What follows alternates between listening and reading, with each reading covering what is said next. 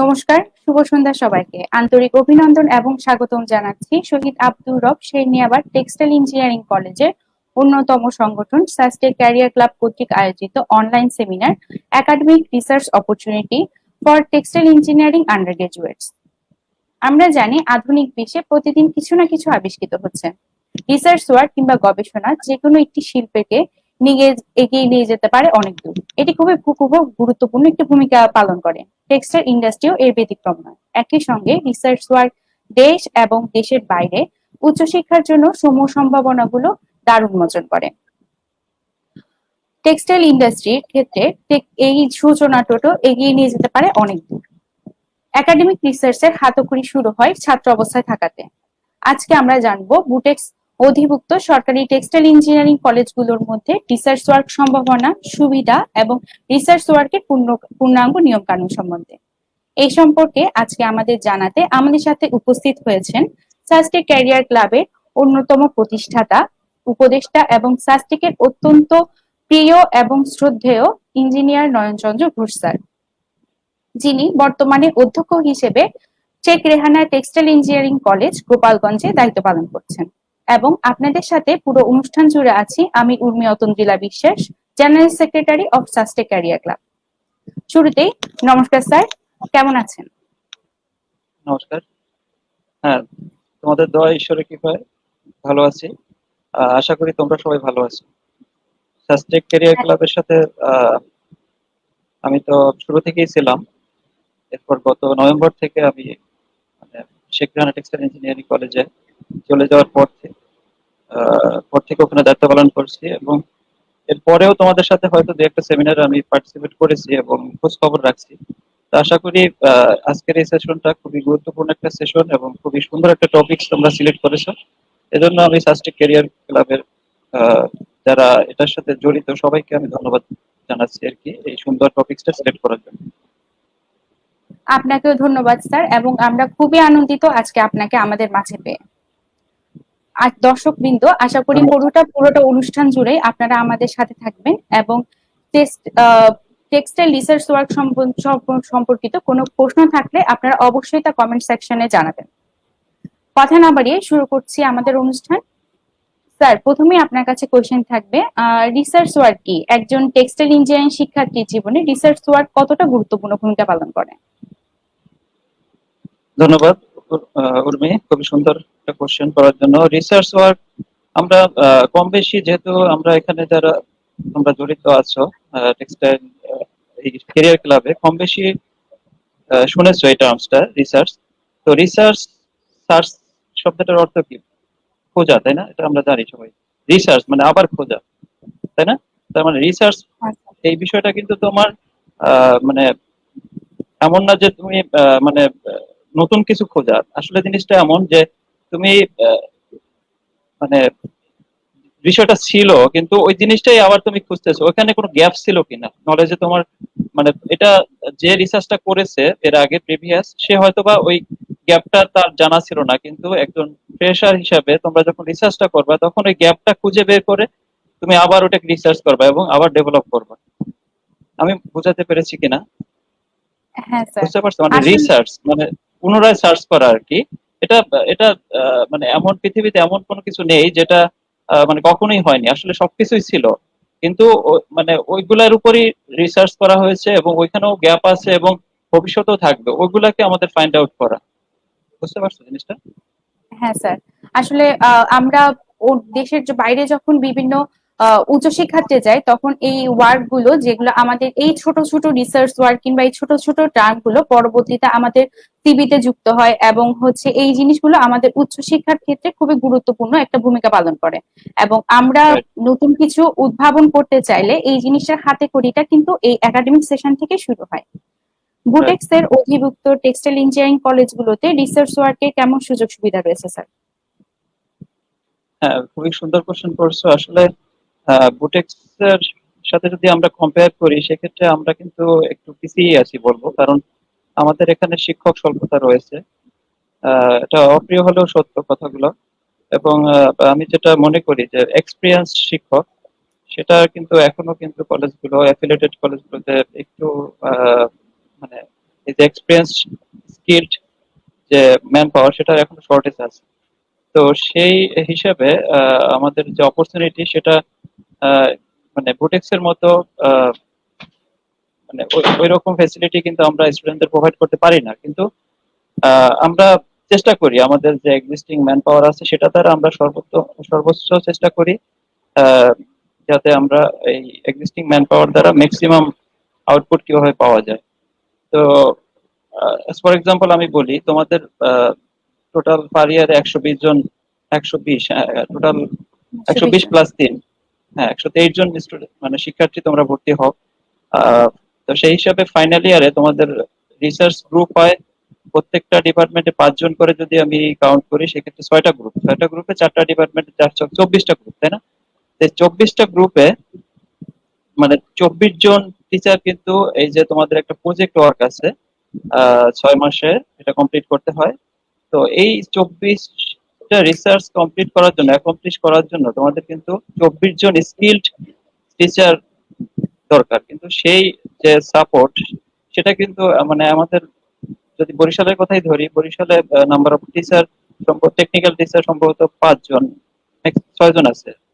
তো সেই হিসাবে একজন টিচারের মানে তোমার 4টা করে research, that is very difficult. এই 6 মাসে একজন টিচারের ঘাড়ে যদি 4টা করে রিসার্চ ওয়ার্ক দেওয়া হয়, সে কিন্তু মানে আসলে সময় ওইভাবে সে মেনটেন করতে পারে না। এই কারণে আমাদের আসলে একটু গ্যাপ থাকে, আসলে সবাইকে ওইভাবে অ্যাকোমোডেট করতে পারি না আমরা। তো আমি বলবো যে সেটা বুটেক্স এর মতো ওই সুযোগ সুবিধা ফেসিলিটি আমরা যদি অ্যাভেল করতে চাই আমাদের টেক্সটাইল ইঞ্জিনিয়ারিং কলেজগুলোতে, সেই ক্ষেত্রে আমাদের আহ, প্রধান অন্তরায় এখন আমাদের যে শিক্ষক সংকট আছে সেটা ইকুইপ করা, মানে পর্যাপ্ত শিক্ষক নিয়োগ দেওয়া এবং এক্সপিরিয়েন্সড শিক্ষক নিয়োগ দেওয়া। সেই ক্ষেত্রে আমি মনে করি ছাত্রছাত্রী যারা আছেন তারা বেশি বেনিফিটেড হবে। আসলে উর্মিলা? অধিভুক্ত নতুন নতুন কলেজ সংযুক্ত হচ্ছে। আমাদের আগে যেখানে 5টা কলেজ ছিল এখন তার সাথে 6টি 7টি এভাবে নতুন নতুন অনেকগুলো কলেজই আমাদের সাথে আসলে সংযুক্ত হচ্ছে। আমরা অবশ্যই চাইবো এই রিসার্চ ওয়ার্ক সম্পর্কিত যত সব জিনিসপত্রগুলো দরকার এগুলো সরকার আমাদের প্রোভাইড করবেন এবং এগুলো স্টুডেন্টরা ঠিকভাবে ইউটিলাইজ করতে পারবে। রিসার্চ ওয়ার্ক করার আমি একটু ক্ষেত্রে আমি আমি আমি আমি একটু আমি অ্যাড করতে চাই উর্মিলা, উর্মি।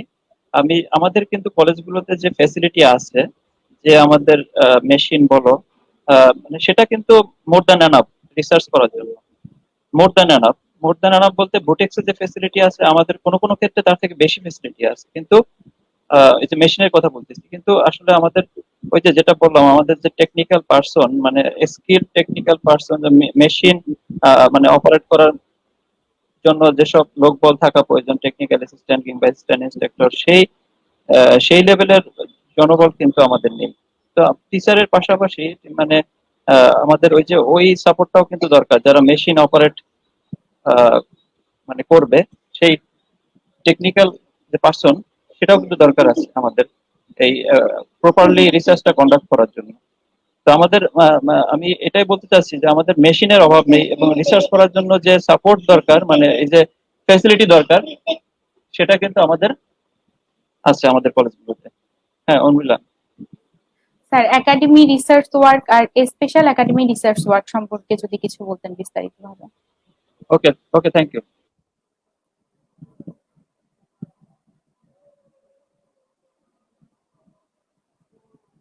আপনারা দেখছেন academic research opportunity for textile engineering undergraduates. যেটা হচ্ছে আমাদের আমাদের সাথে আছেন আমাদের শ্রদ্ধেয় নয়ন স্যার। স্যার আমরা কোশ্চেন আসি একাডেমিক রিসার্চ ওয়ার্ক এবং স্পেশাল একাডেমিক রিসার্চ ওয়ার্কের সম্পর্কে যদি আমাদের একটু বলতেন স্যার। আচ্ছা, thank you Urmi for your nice question. আসলে স্পেশাল একাডেমিক রিসার্চ ওয়ার্ক যেটা আর একাডেমিক রিসার্চ ওয়ার্ক মানে একটু হয়তোবা সবাই কনফিউজড হচ্ছে, কিন্তু একাডেমিক রিসার্চ ওয়ার্ক বলতে আমরা যেটা বোঝাচ্ছি যে প্রজেক্ট ওয়ার্ক থাকে আমাদের, 3 ক্রেডিটের একটা প্রজেক্ট ওয়ার্ক, যেটা বললাম যে আমাদের মানে প্রত্যেকটা ডিপার্টমেন্টে 5 জন করে গ্রুপ করে আমরা 6টা গ্রুপ থাকে, ঠিক আছে? এবং ওই 6টা গ্রুপের যে রিসার্চ ওয়ার্কটা করা হয় সেটা মানে মোট হল 24টা গ্রুপের কথা বলেছিলাম।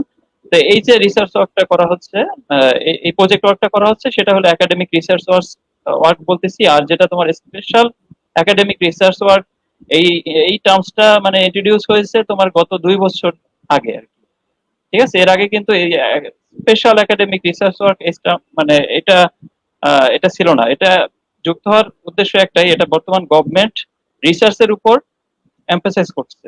এই কারণে প্রত্যেক বছর একটা নির্দিষ্ট বাজেট থাকে, প্রত্যেকটা কলেজে একটা বাজেট থাকে সুন্দরভাবে রিসার্চটা করার জন্য। এবং এই রিসার্চ গুলা মেইনলি এবং গভর্নমেন্ট বলে দিচ্ছে এটা রিসার্চটা ইন্ডাস্ট্রিতে যে প্রবলেম গুলা হচ্ছে এই প্রবলেম গুলাকে মানে কিভাবে সলভ করা যায়, এবং এই প্রবলেম গুলা যে আহ, মানে তোমার রিসার্চের মাধ্যমে কিভাবে আমরা এটাকে সলভ করতে পারি সেই দিকে বর্তমান গভর্নমেন্ট মানে এই জন্যই কিন্তু আলাদাভাবে আমাদের এই স্পেশাল যে একাডেমিক রিসার্চ ওয়ার্ক এটার মানে এটার উপর এমফাসাইজ করছে আর কি।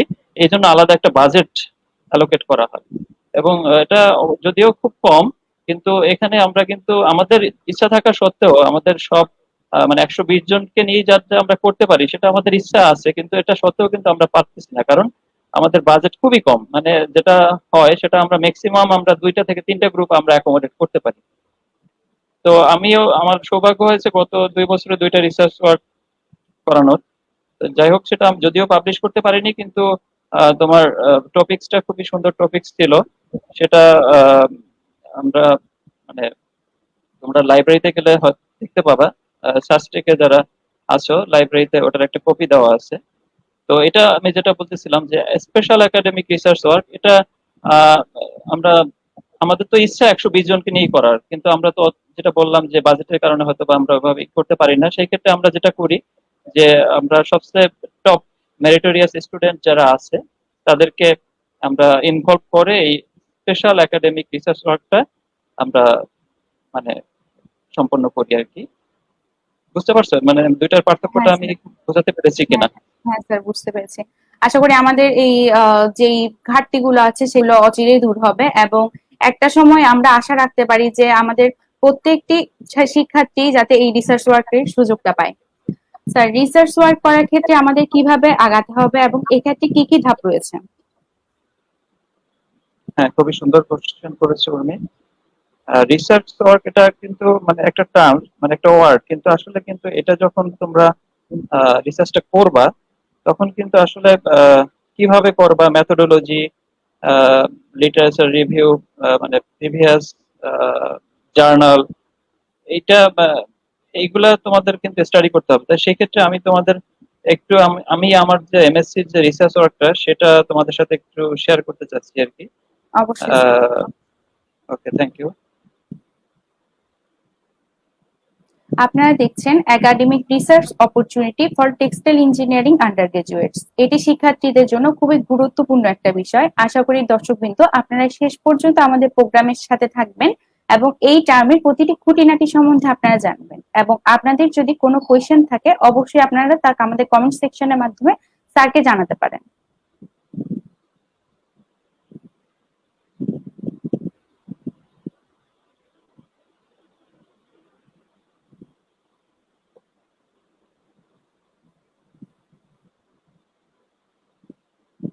এর মধ্যে আমাদের অনেক সাস্টেকের অনেক শিক্ষার্থী এবং সাস্টেকের বাইরেও অনেক শিক্ষার্থী আমাদের সাথে যুক্ত হয়েছে, যারা স্যারের এতদিন পর্যন্ত ক্লাস পেয়েছে এবং স্যারের সাথে সরাসরি কাজ করার সুযোগ পেয়েছে।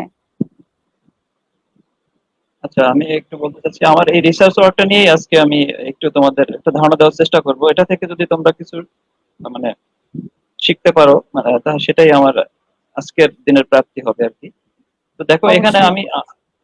আমি যে রিসার্চটা করেছিলাম সেটা দেখো রিসার্চের টপিকসটা ছিল performance evaluation of stripping agent on different functional groups of reactive type. ঠিক আছে, মানে স্ট্রিপিং আমরা তো জানি, যেহেতু তোমরা ম্যাক্সিমাম আমি এখানে যারা জয়েন করেছো ফাইনাল ইয়ার স্টুডেন্ট। যাই হোক, স্ট্রিপিং এই টার্মসটা আমরা second year I mean level 2 term 1 থেকেই আমরা স্ট্রিপিং সম্পর্কে আমরা সবাই পরিচিত আর কি। তো এখানে এই যে স্ট্রিপিং এজেন্টের পারফরমেন্স ইভ্যালুয়েশনের কথা এখানে বলা আছে on different functional group of reactive dye. এখন ডিফারেন্ট ফাংশনাল গ্রুপ বলতে রিঅ্যাক্টিভ ডাই তো মানে অনেক ধরনের রিঅ্যাক্টিভ ডাই আছে, তাই না? তো এখানে আমরা 3টা গ্রুপ নিয়ে কাজ করেছি আমি। তো ওই 3টা গ্রুপের উপর তোমার যে স্ট্রিপিং এজেন্টের যে পারফরমেন্স সেটা আমরা এভালুয়েট করার চেষ্টা করেছি আর কি। ঠিক আছে, এবং দুইটাই স্ট্রিপিং এজেন্ট ব্যবহার করেছি এখানে, এবং তিনটা রিঅ্যাক্টিভ ডাইভ ব্যবহার করে আমরা মানে এই রিসার্চ ওয়ার্কটা পারফর্ম করেছি আর কি। তো যে কোনো রিসার্চ ওয়ার্ক করার আগে তোমাদের যেটা খেয়াল রাখতে হবে যে আহ, এই যে টপিকস, যে রিসার্চের যে টপিকস, সেই সিলেকশনটা কিন্তু খুবই গুরুত্বপূর্ণ। টপিকসটা দেখো এখানে কিন্তু মানে টপিকসটা দেখে কিন্তু বোঝা যাচ্ছে, হয়তো সবাই বুঝতে পারছে যে পারফরমেন্স ইভ্যালুয়েশন, তাই না? স্টিপিং এজেন্টের পারফরমেন্সটা কি হবে, কিসের উপর? Different functional group of reactive dye, reactive ডাইয়ের যে ডিফারেন্ট ফাংশনাল গ্রুপ, তার উপর যে মানে স্টিপিং এজেন্টের পারফরমেন্স সেটা কিরকম হবে। ঠিক আছে, তো এখানে কিন্তু বোঝা যাচ্ছে আসলে আমাদের মানে ফাইন্ডিংসটা কি হতে পারে। তো আমার এই কোশ্চেনটা করার উদ্দেশ্য এটাই যে যে তোমার টপিকসটা যে সিলেক্ট করবা, এই টপিকসে মানে এটা বেশি লেন্দি হওয়া যাবে না, খুবই শর্ট প্রিসাইজ ফর্মে থাকতে হবে, শর্টলি, মানে 2 লাইন। দেখো খুব মানে এর থেকেও যত কম হয় সেক্ষেত্রে কিন্তু টপিকসটা, সেক্ষেত্রে কিন্তু এই যে টাইটেলটা যত ছোট হবে তত কিন্তু তোমার তোমার রিসার্চটা, রিসার্চের টাইটেলটা যত ছোট হবে তত কিন্তু তোমার ভিউয়ার যারা, তারা কিন্তু তত সহজে এটা বুঝতে পারবে। কিন্তু এটা যত লেন্দি হবে সেক্ষেত্রে কিন্তু তোমার এটা মানে বোঝাটা খুব বুঝতে টাফ হয়ে যাবে আর কি। কঠিন। হ্যাঁ, হ্যাঁ, রাইট। স্যার, তো এখানে আমাদের বলো। দর্শকদের জন্য যদি আপনি স্ক্রিনটা একটু ম্যাক্সিমাম বড় করতেন তাহলে দর্শকদের দেখতে সুবিধা হতো। ঠিক আছে, আরো বড় করবো? স্যার, আসলে পাওয়ার পয়েন্টের স্ক্রিনটা ভালোভাবে দেখা যাচ্ছে না। আচ্ছা,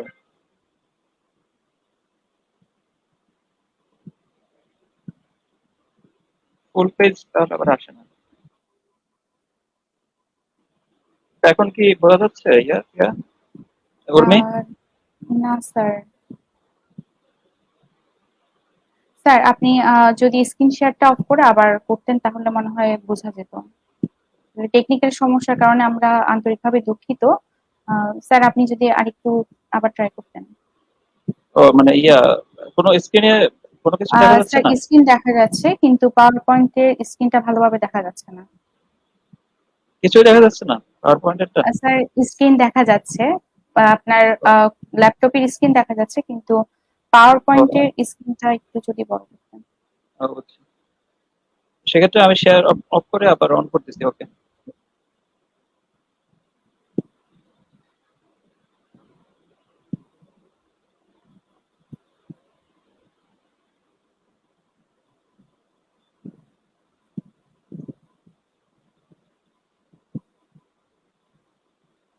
এবার দেখা যাচ্ছে?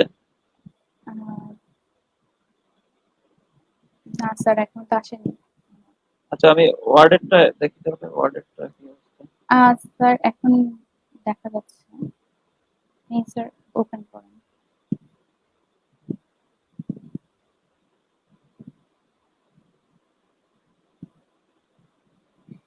এখন কি দেখতে পাচ্ছ? হ্যাঁ স্যার, এখন দেখা যাচ্ছে।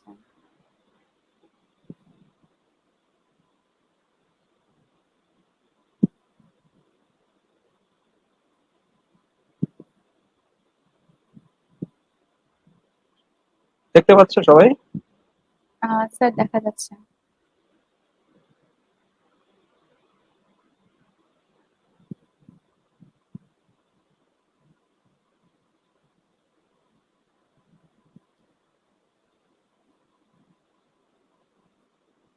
আপনারা দেখছেন শিক্ষার্থীদের জন্য খুবই গুরুত্বপূর্ণ একটি প্রোগ্রাম, রিসার্চ সম্পর্কিত programme, academic research opportunity for textile engineering student. And এটা হচ্ছে খুবই গুরুত্বপূর্ণ যারা উচ্চশিক্ষার ক্ষেত্রে দেশের বাইরে যেতে চান এবং দেশেও বিভিন্ন রিসার্চের কাজ সম্পূর্ণ করতে চান। তারা আজকে আমাদের অনুষ্ঠান নিয়ে দেখতে পারেন এবং অনুষ্ঠানের এবং রিসার্চের সব খুঁটিনাটি এবং গুরুত্বপূর্ণ টপিক সম্বন্ধে আপনারা জানতে পারেন। স্যার, হ্যাঁ, এখন কি দেখা যাচ্ছে পিডিএফটা?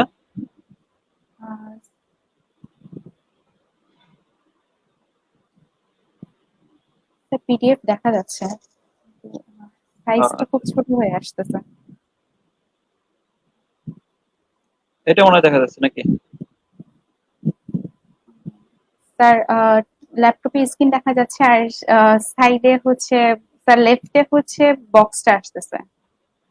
স্যার আপনি যদি হয়তো পাওয়ার পয়েন্টের ওই বক্সটার উপর ফুললি ক্লিক করেন তাহলে সম্ভবত পুরো স্ক্রিনটা দেখা যাবে। পাওয়ার পয়েন্ট তো আমি আমি তো এটা তোমার ইয়ে না, পাওয়ার পয়েন্টে না, এটা তো পিডিএফ আকারে আছে, ও আচ্ছা বুঝতে পারছো? স্যার, আপনি পিডিএফ ফাইলটার উপর যদি ক্লিক করেন তাহলে সম্ভবত পুরোটা দেখা যাবে। স্যার লেফটে দেখা যাচ্ছে আসলে স্ক্রিনটা, মানে পিডিএফটা খুব ছোট হয়ে লেফটে দেখা যাচ্ছে আর কি। আচ্ছা আচ্ছা, তাহলে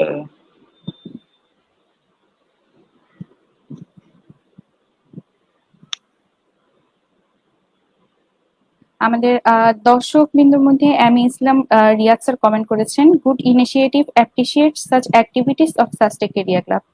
ধন্যবাদ M A Islam Riyad sir আমাদের প্রোগ্রামটি দেখার জন্য।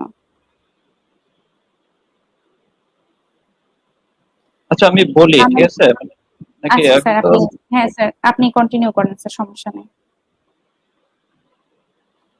স্যার আমি যদি কোশ্চেনটা আবার করি তাহলে হচ্ছে রিসার্চ ওয়ার্ক করার ক্ষেত্রে আমাদের কিভাবে আগাতে হবে এবং এর কি হ্যাঁ, কি ধাপ রয়েছে, স্যার আমাদের কি কি ধাপ সম্পর্কে বিস্তারিত বলবেন এখন sir. Okay, thank you.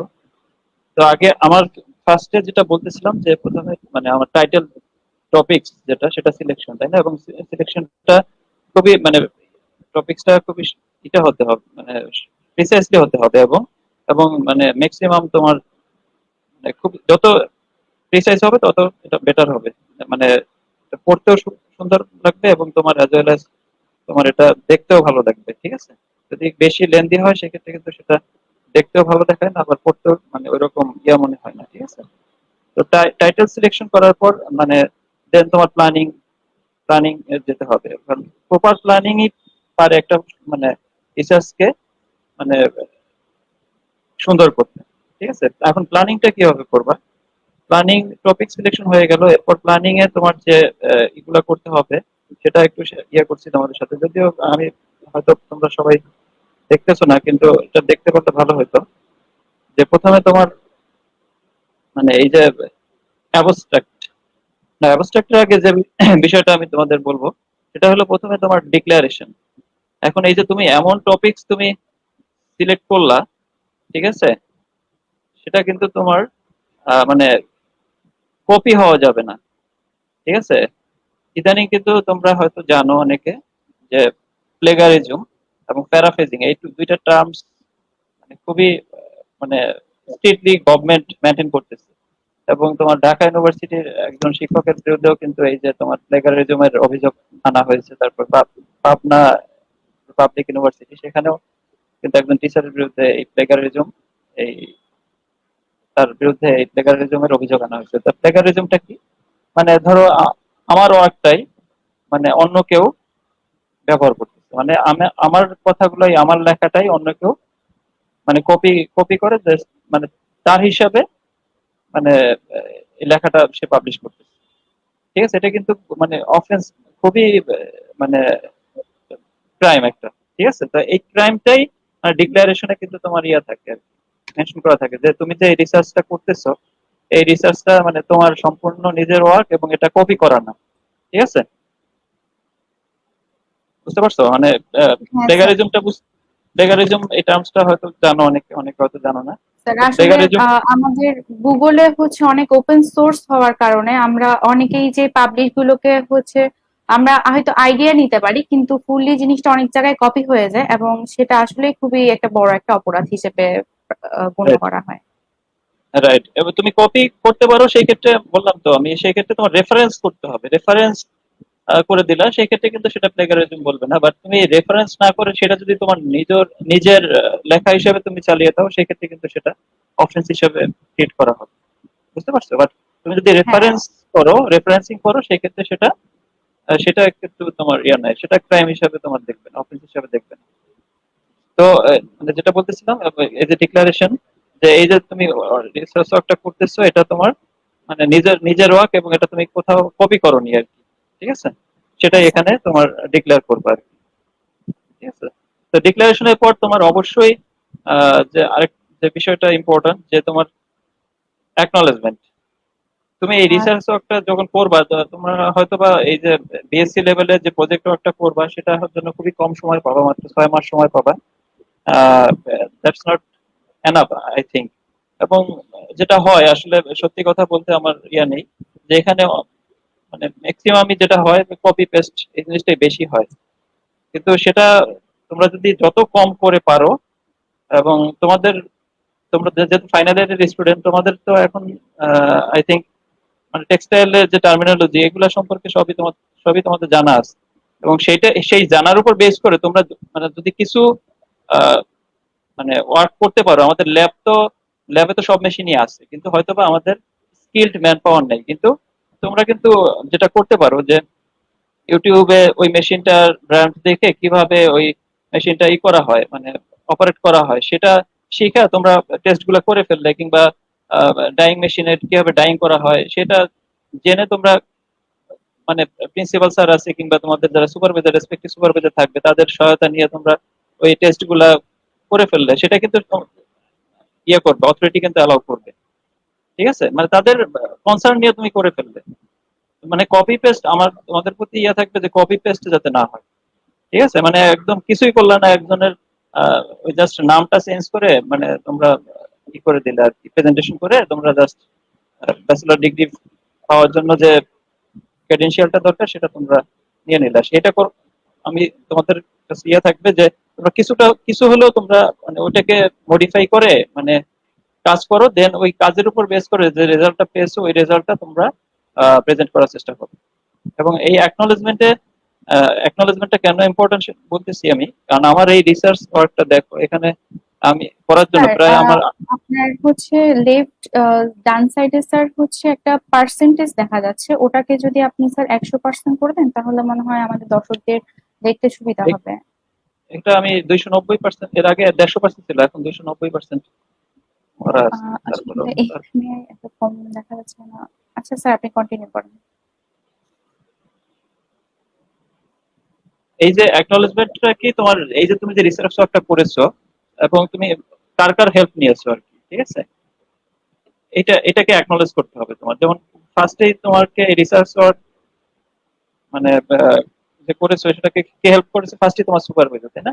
G supervisor sir. তোমাকে হেল্প করেছে। তারপর তোমার এই যে ল্যাবে যে তুমি মেশিন গুলা অপারেট করেছো এবং মেশিনে যারা এক্সপার্ট ছিল আর কি, আহ, তারা তোমাকে হেল্প করেছে, তাই না? এবং এই ল্যাবটা তোমার যে ল্যাবে যে মেশিন গুলা তোমার কিছু কিছু টেস্ট করেছো, হয়তো বা সেটা তোমার ল্যাবে ছিল না সেই মেশিন, সেটার জন্য তুমি অন্য একটা এডুকেশনাল ইনস্টিটিউটে গেছো, অথবা তোমার রিসার্চ কোনো ইনস্টিটিউটে গেছো, অথবা তুমি ইন্ডাস্ট্রিতে গেছো, তো তাদেরকেও কিন্তু তোমার অ্যাকনোলেজ করতে হবে। ঠিক আছে, তো এটাই অ্যাকনোলেজমেন্টে সেই কোথায় কোথায় কার কার হেল্প নিয়ে তুমি মানে রিসার্চ ওয়ার্কটা পারফর্ম করেছো তাদেরকে অ্যাকনোলেজ করা। ঠিক আছে, তো এখানে তোমার আমি তোমার মনে করো, দেখো আমার যে রিসার্চটা আমি করেছি সেক্ষেত্রে আমি টেক্সটাইল ইউনিভার্সিটি মানে বুটেক যেটা, সেখানে আমি কাজ করেছি। তারপর যখন আমি এই এমএসসি কমপ্লিট করি তখন আমি প্রাইমেশিয়া শিক্ষক ছিলাম। সেখানে যে ল্যাব ছিল সেই ল্যাব গুলা ব্যবহার করেছি, তাদেরকে আমি অ্যাকনোলেজ করেছি। আমি সুইস কালারে কিছু টেস্ট করেছিলাম। সেই সুইস কালার এটা এটা তোমার ডাইস কেমিক্যাল কোম্পানি, সেখানে আমি কিছু টেস্ট করেছিলাম, তাদেরকে অ্যাকনোলেজ করেছি। আমি ক্লারিয়ান্ট থেকে আমি কিছু আমার ফ্রেন্ড ছিল ওখানে কেমিক্যাল নিয়েছি, তাদেরকে অ্যাকনোলেজ করেছি। তারপর বিএসএফ থেকে আমি কেমিক্যাল নিয়েছি, তাদেরকে অ্যাকনোলেজ করেছি। কাপকেমি থেকে কেমিক্যাল নিয়েছি, তাদেরকে অ্যাকনোলেজ করেছি। ঠিক আছে, তো তারপর আমি তোমার এই যে আমার কিছু টেস্ট পারফর্ম করার জন্য আমি তোমার এনভয় টেক্সটাইলে আমি গিয়েছিলাম, সেখানে আমি তাদেরকে অ্যাকনোলেজ করেছি। তারপর অ্যাডভান্স নিট কম্পোজিট থেকে আমি কিছু কাজ করিয়েছি, সেখানে তাদের অ্যাকনোলেজ করেছি। তো মানে অ্যাকনোলেজমেন্টটা তোমার কিন্তু থাকতে হবে। ঠিক আছে, বুঝতে পারছো অ্যাকনোলেজমেন্টের বিষয়টা? হ্যাঁ স্যার। জি স্যার। ওকে, এরপর যেটা আসবে তোমার অ্যাবস্ট্রাক্ট। অ্যাবস্ট্রাক্ট কিন্তু তোমার রিসার্চের ফাইন্ডিংসটা তোমার এখানে কনসাইজ আকারে দেওয়া থাকবে। বুঝতে পারছো, রিসার্চের ফাইন্ডিংসটা কনসাইজ আকারে দেওয়া থাকবে। অ্যাবস্ট্রাক্টের সাথে তোমার মানে যে কনক্লুশন, সেটার যে ডিফারেন্স সেটা এটাই যে কনক্লুশনটা আরো মানে তোমার শর্টলি তুমি অ্যাবস্ট্রাক্টের মধ্যে মানে করবা আর মেনশন করবা। লিখে মেনশন করবো। বুঝতে পারছো, যা আমার রিসার্চ ওয়ার্কের ফাইন্ডিংসটা কি সেটা মানে খুবই শর্টলি এখানে একদম তোমার ধরো 300 ওয়ার্ডের মধ্যে তুমি এটা একটা সামারি লিখতে হবে। সামারি লিখতে হবে, রাইট? ঠিক আছে, এখানে তোমার আমি করলাম না। তো এখানে মানে তোমার মেইন যে কনসেপ্ট সেটা হলো তোমার অ্যাবস্ট্রাক্টে তোমার একদম কনসাইজ ফর্মে তোমার রেজাল্ট যেটা, রিসার্চের যে findings either positive or negative. তোমরা কিন্তু সবসময় আরেকটা ভ্রান্ত ধারণা তোমাদের মধ্যে আছে যে তোমরা কিন্তু অলওয়েজ চাও রিসার্চে পজিটিভ কিছু পেলাম না তার মানে আমার রিসার্চটা মানে ভালো না। এটা কিন্তু তোমাদের ভুল ধারণা। যে রিসার্চে তুমি যদি নেগেটিভ কিছু পাও, দ্যাট ইজ অলসো ফাইন্ডিং, তুমি সেটাই লিখবা। এবং কখনোই যেটা বললাম যে যেটা পাইছো সেটা কিন্তু কখনোই মানে অন্যটা লিখবা না, যেটা পাইছো সেটাই লিখবা। কারণ এই রিসার্চের এই রিসার্চটা দেখেই কিন্তু নেক্সট যারা মানে আবার রিসার্চ করবে এটার উপর বেস করে, তখন কিন্তু এইটাকেই তোমার 100% মানে ট্রু হিসেবে ধরে নিবে, তাই না? এখন তোমার যদি এখানে তুমি ই করো মানে ফল্ট, মানে এখানে যদি তুমি মানে আমরা যদি ডুপ্লিকেট ফল্ট কোনো গুলো কিছু শো লেখো, করি তাহলে পরবর্তীতে যারা আসবে তারা এটাকে অ্যাভয়েড করে কিংবা এটার সম্বন্ধে অ্যাওয়ার্ড থেকে হচ্ছে তারা তাদের কাজগুলো এগিয়ে নিতে পারবে স্যার। হ্যাঁ, right. তো যেটাই পাও পজিটিভ, আইদার পজিটিভ ও নেগেটিভ, তোমরা সেটাই লেখার চেষ্টা করবে, ঠিক আছে? আচ্ছা, জি স্যার। অ্যাবস্ট্রাক্ট গেল। এরপর আমাদের যে এইটা, এরপর আসবে তোমার এই যে কন্টেন্টের মানে তোমার এখানে কি কি বিষয়টা মানে মেইন যে রিসার্চ সেখানে তুমি কি কি বিষয় ইনক্লুড করবা। যেমন একটা রিসার্চে এই যে এখান থেকে কিন্তু তোমাদের আসলে বোঝার বিষয় যে আসলে একটা রিসার্চে কি কি থাকে, তাই না? এখানে টেবিল অফ কন্টেন্টে দেখো এখানে সামারাইজ করা আছে যে প্রথমে ইন্ট্রোডাকশন থাকবে, ঠিক আছে? ইন্ট্রোডাকশনের পর তোমার লিটারেচার রিভিউ, লিটারেচার রিভিউর পর থাকবে ম্যাটেরিয়ালস মেথড, ঠিক আছে? Materials and method. এরপর তোমার থাকবে রেজাল্টস এন্ড ডিসকাশন, এরপর কনক্লুশন, দেন রেফারেন্স। ঠিক আছে, তার মানে এই দেখো এই 6টা চ্যাপ্টার কিন্তু তোমার রিসার্চে ইনক্লুড করতে হবে। 6টা চ্যাপ্টারে কি ফার্স্টেই কিন্তু তোমার ইন্ট্রোডাকশন, ঠিক আছে? জি স্যার। ফার্স্টেই আসবে তোমার introduction, literature review, materials method, then তোমার রেজাল্টস এন্ড ডিসকাশন, ফাইনালি তোমার কনক্লুশন। এখন স্যার আমি বলো। স্যার কন্টিনিউ করুন স্যার। আমি প্রথমে ইন্ট্রোডাকশন আসলে ইন্ট্রোডাকশনে কি আমি ই করবো আর কি, কোন কি কথাগুলো আমি লিখবেন? এখানে লিখবো আর কি, সেটা সম্পর্কে একটু বলবো। যেমন আমি আগে বলেছি আমার মানে রিসার্চের টপিকটা ছিল performance evaluation of stripping agent on different function group of reactive dye, ঠিক আছে? তো সেক্ষেত্রে আমাদের আমার ইন্ট্রোডাকশনে তোমরা হয়তো দেখতে পাচ্ছ না অনেকে। স্যার সমস্যা নাই স্যার, আপনি হচ্ছে কন্টিনিউ করেন আমাদের। আমরা আপনার কথা বুঝলেও দর্শকরা বুঝতে পারবে আসলে ব্যাপারগুলো। ওকে ওকে ওকে, থ্যাংক ইউ। আচ্ছা, ইন্ট্রোডাকশনে তোমার যেমন এখানে আমি যেটা দিয়েছি দেখো, মানে সিনথেটিক ডাই, মানে যেহেতু আমি রিঅ্যাক্টিভ ডাই কি সিনথেটিক ডাই আমরা সবাই জানি, তাই সিনথেটিক ডাই কি পরিমাণ আমি ব্যবহার করি, ঠিক আছে? অ্যানুয়ালি আমি পার ইয়ার মানে অ্যানুয়ালি কি পরিমাণ সিনথেটিক ডাই আমি ব্যবহার করি তার একটা তথ্য এখানে দিয়েছি আমি। অ্যারাউন্ড মানে কত এখানে 100 কোটি, 100 লাখ মানে 1 কোটি, 1 কোটি টন রিঅ্যাক্টিভ সিনথেটিক ডাই আমরা অ্যানুয়ালি ব্যবহার করি, ঠিক আছে? তো এই যে এই তথ্যটা কোথায় পেয়েছি দেখো, এখানে রেফারেন্সিং করা আছে, 1 2 3 দ্বারা রেফারেন্স করা আছে। তো এটা তো আমি মানে এমন না যেটা আমার আমি নিজে স্টাডি করে পেয়েছি, তাই না? এটা তো আমি কোথা থেকে এনেছি এই কথাটা। তো এটাই দেখো এখানে থার্ড ব্র্যাকেট দিয়ে 1 2 3 এখানে রেফারেন্স করা আছে।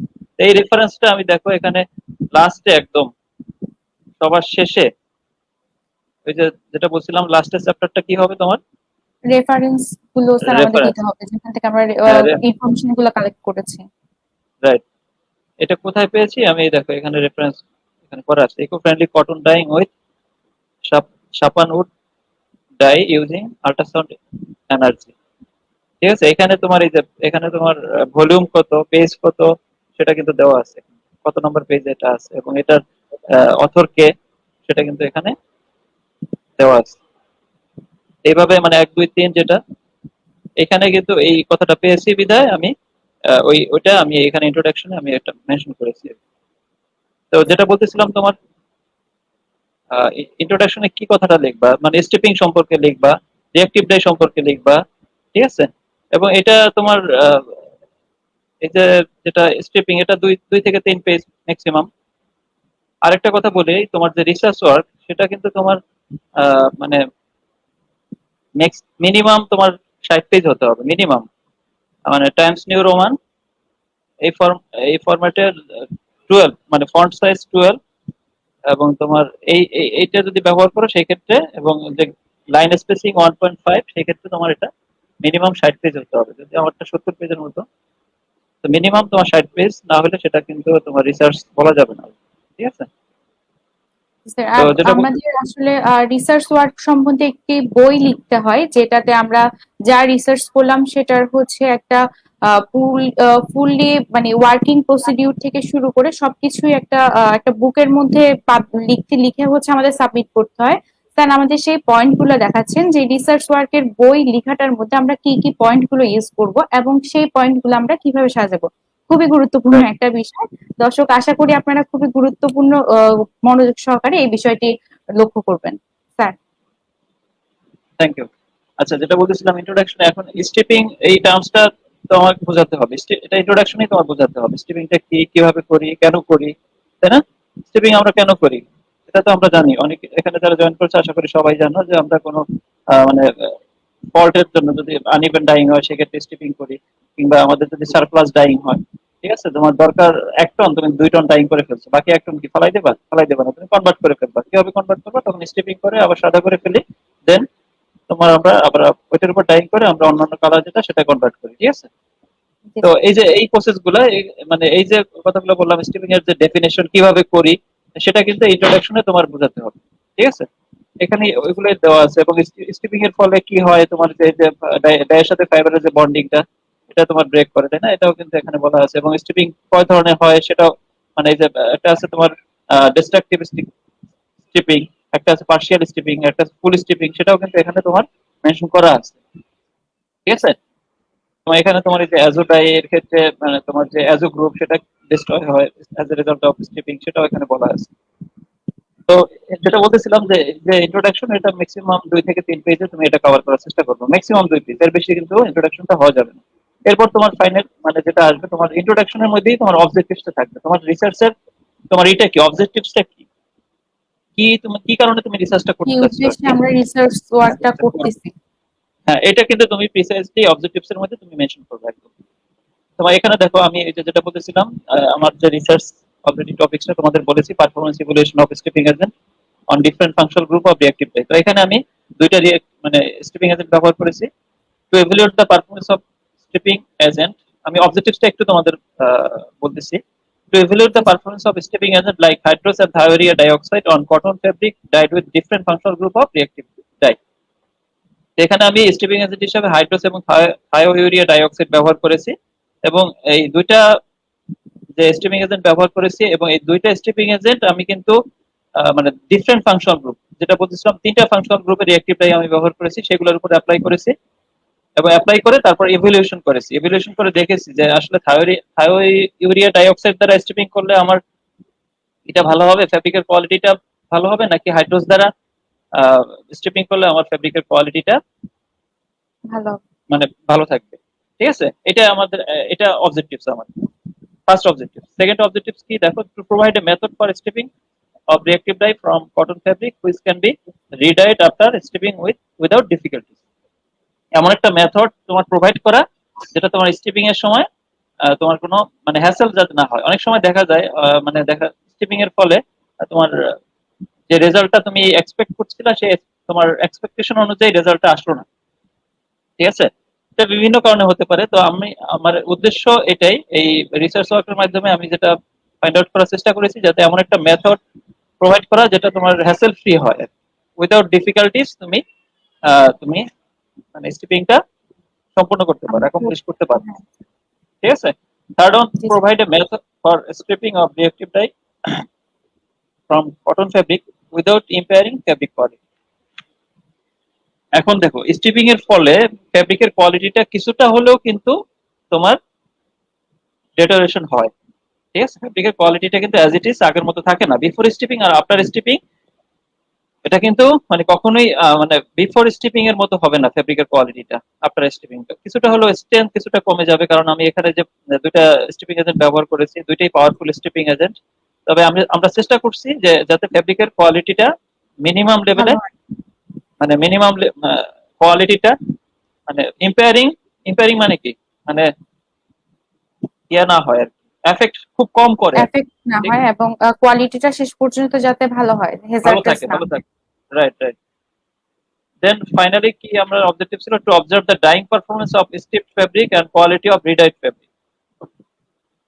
ঠিক আছে, স্টিফ ফেব্রিকের যে তোমার যে ডাইং পারফরমেন্স, ঠিক আছে, মানে আবার আমি কি করেছি, আবার স্টিফ ফেব্রিককে আবার ডাইং করেছি। ঠিক আছে, অনেক জি। সময় দেখা যায় ইন্ডাস্ট্রিতে তোমরা দেখতে পাবা, যখন ইন্ডাস্ট্রিতে ডাইং ইন্ডাস্ট্রিতে যদি কেউ জব করো, স্টিফ ফেব্রিক ডাইং করতে গেলে তোমার কিন্তু সেটা আনইভেন। ঠিক আছে, তো সেটা আমরা দেখেছি যে আসলে হাইড্রোস দ্বারা স্টিপ করলে, সেটা ডাইং করলে মানে তার কোয়ালিটিটা কিরকম হয়, বা আরেকটা যেটা ব্যবহার করেছি থায়ো ইউরিয়া ডাইঅক্সাইড, সেটা দ্বারা স্টিপ করে যদি আমি ডাইং করি তার পারফরমেন্সটা কিরকম হয় সেটাও আমরা দেখেছি আর কি। এবং অ্যাজ ওয়েল অ্যাজ সেটার কোয়ালিটিটা দেখেছি। কোয়ালিটি বলতে আমার যেটা ওয়াশ ফাস্টনেস, রাবিং ফাস্টনেস, তারপর পিলিং, ঠিক আছে, এইগুলো আমরা দেখেছি। তো এই যে আমার চারটা অবজেক্টিভস, এভাবে তোমার কিন্তু তোমার যে অবজেক্টিভস তুমি যে রিসার্চটা করতে চাচ্ছ সেটা কিন্তু তোমার যে উদ্দেশ্য সেটা কিন্তু মানে ওই অবজেক্টিভসে তোমার থাকতে হবে। এরপর দেখো যেটা আসবে তোমার লিটারেচার রিভিউ। চ্যাপ্টার 2 হলো লিটারেচার রিভিউ। তো লিটারেচার রিভিউতে তোমার মানে আমি খুবই সংক্ষেপে বলি, লিটারেচার রিভিউ হলো তোমার এই যে ওয়ার্কটা, এটা এই যে তুমি যে যে রিসার্চটা তুমি করবা, এটার আশেপাশে কোনো কাজ হয়েছে কিনা, বুঝতে পারছো? তুমি যেটা করতেছো নিশ্চয়ই সেটা তো কপি করতেছো না, সেটা তো তুমি মানে আশেপাশে যে কাজ হয়েছে সেটার যে কোনো লিমিটেশন থাকলে সেটা ফাইন্ড আউট করার চেষ্টা করতেছো, অথবা এটা যদি এইভাবে না করে এইভাবে করা হতো তাহলে কিন্তু রেজাল্ট আরো বেটার হতো, সেটা ফাইন্ড আউট করার চেষ্টা করতেছো, তাই না? তো এই যে জি স্যার। লিটারেচার রিভিউতে তোমার এটাই কিন্তু থাকবে যে এর আশেপাশে কি কাজ হয়েছে এবং সেখানে কি কি লিমিটেশন ছিল। ঠিক আছে, ওই লিমিটেশন গুলা তুমি তোমার যে রিসার্চ ওয়ার্কের মাধ্যমে সেটাকে ওভারকাম করবা। এই জিনিসগুলো তোমার লিটারেচার রিভিউতে থাকবে, অ্যাজ ওয়েল অ্যাজ তোমার যে তুমি এখানে এই যে রিঅ্যাক্টিভ ডাই, আমার এটাই তো আমি রিঅ্যাক্টিভ ডাই ব্যবহার করেছি। তো রিঅ্যাক্টিভ ডাই সাথে স্টিপিক এজেন্টের রিলেশন, রিঅ্যাক্টিভ ডাই কিভাবে ফাইবারের সাথে রিঅ্যাক্ট করে, এগুলো এখানে সব দেওয়া আছে আর কি। প্রপার্টিজ, বিভিন্ন গ্রুপ ব্যবহার করা হয়েছে, তার যে প্রপার্টিজ এবং এটা কিভাবে তোমার স্টিপিং এজেন্টের সাথে মানে ইয়া করে বন্ড ব্রেক করে, সেই বিষয়গুলো এখানে সবকিছু আমি লিটারেচার রিভিউতে আমি ইনক্লুড করেছি। বুঝতে পারছো লিটারেচার রিভিউটা মানে আমি সহজভাবে বুঝাইতে পেরেছি তোমাদের, জি যে স্যার, তোমাদের। আমরা হচ্ছে আগের আগে আমরা যে উদ্দেশ্য নিয়ে যে কাজটা করছি সেই কাজটা আগে যদি করা হয়ে থাকে এবং সেই কাজের ফল্ট গুলো আমরা কিভাবে ডেভেলপ করতে পেরেছি, কিংবা আমাদের ফল্ট গুলো তারা আমাদের এই ফল্ট গুলো দেখে তারাও মানে অন্য যারা নতুন ভাবে করতে চায় তারাও কিভাবে ডেভেলপ করতে পারবে, এটা সম্বন্ধে আমরা শর্টলি আমরা লিটারেচার রিভিউর মধ্যে লিখে দেবো স্যার। রাইট। আচ্ছা, এরপর যেটা আসবে লিটারেচার রিভিউ, এটা কিন্তু তোমার মানে একটা রিসার্চ ওয়ার্কের 40% কিন্তু লিটারেচার রিভিউতে থাকে। বুঝতে পারছো, একটা রিসার্চকে যদি তুমি 100% ইয়া করো, সেক্ষেত্রে এখানে 40% কিন্তু লিটারেচার রিভিউতে থাকবে। 5% ইন্ট্রোডাকশন, 40% তোমার লিটারেচার রিভিউ, ম্যাটেরিয়ালস মেথডে যাবে তোমার 20%, বাকি মানে রেজাল্ট ডিসকাশনে যাবে 20%, আর কনক্লুশনে যাবে বাকি 5%। এভাবে তুমি মানে ইয়া করবা, ডিজাইনটা করবা। ওকে, মানে একই এই টপিকে আগের প্রিভিয়াস ওয়ার্ক গুলো যে করা হয়েছে সেটারই আমরা একটা রিভিউ তুলে ধরবো। Right, right. রিভিউ গুলো ধরবা, তুলে ধরবা, এবং এখানে কি কি মানে লিমিটেশন আছে সেটাও কিন্তু তোমার দেখানোর চেষ্টা করবা। এই যে দেখো তোমার আমি লাস্টে একটা ইয়ে আছে, এই যে দেখো এই লিটারেচার রিভিউর মধ্যে একটা point, background of the problem তুমি তুলে ধরছো। এরপর তোমার মানে তুমি এখন তোমার এটার উদ্দেশ্য কি, রিসার্চটা করার উদ্দেশ্য কি, ওইটার মানে যে যেগুলো তুলে তুলে ধরছো ওইটার মানে প্রবলেমটা কি, কি কি কারণে আমি ওটা সাকসেসফুল হতে পারিনি, কিংবা ওইটার এক্সিস্টিং কি প্রবলেম আছে, ওটা কিভাবে আরো বেশি ডেভেলপ করতে পারি, আরো কিভাবে ইমপ্রুভ করতে পারি, সেটা কিন্তু তোমার এই যে তোমার এখানে থাকবে আর কি, লিটারেচারের মধ্যে লাস্টে একটা টপিক দেবা ব্যাকগ্রাউন্ড অফ দ্য প্রবলেমটার ব্যাকগ্রাউন্ডটা কি, ঠিক আছে? জি। আচ্ছা দেখো, তোমার এরপর ম্যাটেরিয়ালস এন্ড মেথড, এটাও কিন্তু খুবই গুরুত্বপূর্ণ, প্রত্যেকটা বিষয় গুরুত্বপূর্ণ। আসলে দেখো, ম্যাটেরিয়ালস হিসাবে তুমি কি ব্যবহার করবা, ম্যাটেরিয়ালস হিসাবে দেখো এখানে আমি ফেব্রিক যেটা নিয়েছি সেটা ব্যবহার করবা। এখানে তুমি আমি নিয়েছি 100% কটন সিঙ্গেল জার্সি ফেব্রিক। এখানে কনস্ট্রাকশন এবং জিএসএম এগুলো মেনশন করতে হবে। তুমি পিসি নিয়ে কাজ করতে পারো, কিংবা তুমি ডাবল জার্সি ফেব্রিক নিয়ে কাজ করতে পারো, পিকে নিয়ে কাজ করতে পারো।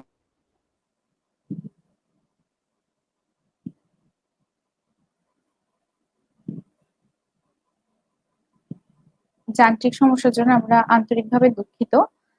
আপনারা দেখছেন সাস্টে ক্যারিয়ার ক্লাব কর্তৃক আয়োজিত academic research opportunity for textile engineering under graduates research work, যেটি খুবই গুরুত্বপূর্ণ নতুন কিছু আবিষ্কার করার ক্ষেত্রে।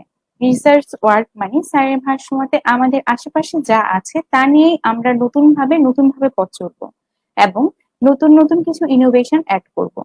টেক্সটাইল ইন্ডাস্ট্রির ক্ষেত্রে প্রতিনিয়ত চলছে নতুন কিছু উদ্ভাবন করার খেলা।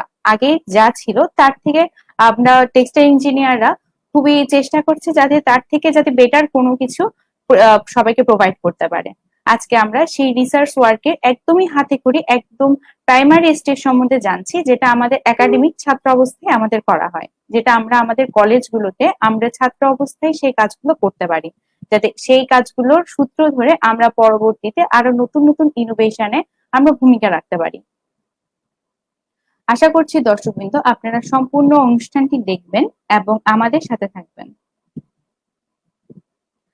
এরই মধ্যে আমাদের সাথে সাস্টেক সাস্টেক থেকে এবং সাস্টেকের বাইরে থেকে অনেকে যুক্ত হয়েছেন যারা এই সম্বন্ধে খুবই আগ্রহী। রিসার্চ ওয়ার্কটা আসলে খুবই গুরুত্বপূর্ণ এবং এর খুঁটিনাটিগুলো আমাদের সবারই যদি জানা না থাকে তাহলে আমরা ইনিশিয়াল অবস্থায় খুব সমস্যায় পড়তে পারি। যার জন্য আজকে আমাদের এই অনুষ্ঠান, আর আমাদের সাথে এই অনুষ্ঠানে রয়েছেন Sheikh Rehana textile engineering college গোপালগঞ্জে অধ্যক্ষ ইঞ্জিনিয়ার নয়ন চন্দ্র ঘোষ স্যার। আশা করি স্যার কিছুক্ষণের মধ্যেই আমাদের সাথে যুক্ত হবেন এবং যান্ত্রিক গোলযোগের কারণে আমরা আন্তরিকভাবে দুঃখিত।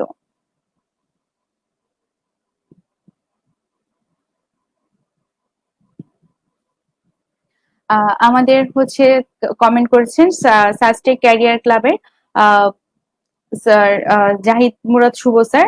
Thanks to Nayan sir for inspiring your valuable time or with SCC on research scopes and methodology. I hope this will enlighten a SASTIC student and make them more interested towards research work.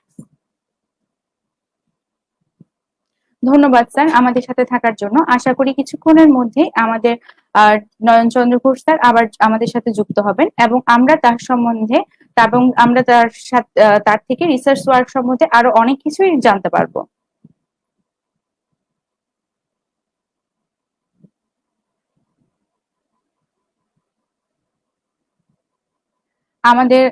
আমাদেরকে comment করেছেন মাহমুদুল হক। ধন্যবাদ sir আমাদের সময় দেওয়ার জন্য। আমরা জানি কোনো শিক্ষা প্রতিষ্ঠানের মান মূল্যায়ন ক্ষেত্রে রিসার্চ ওয়ার্ক গুরুত্বপূর্ণ ভূমিকা রাখে। ভবিষ্যৎ টেক্সটাইল কলেজগুলো রিসার্চ ওয়ার্ক করার সুযোগ কেমন পাবে?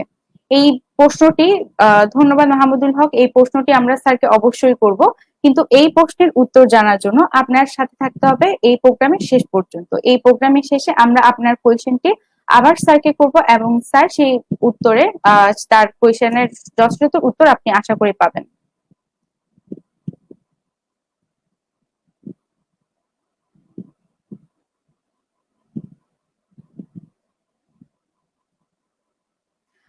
আমাদেরকে কমেন্ট করেছেন সাস্টেকের এক্স স্টুডেন্ট হাসান রিপি ভাইয়া।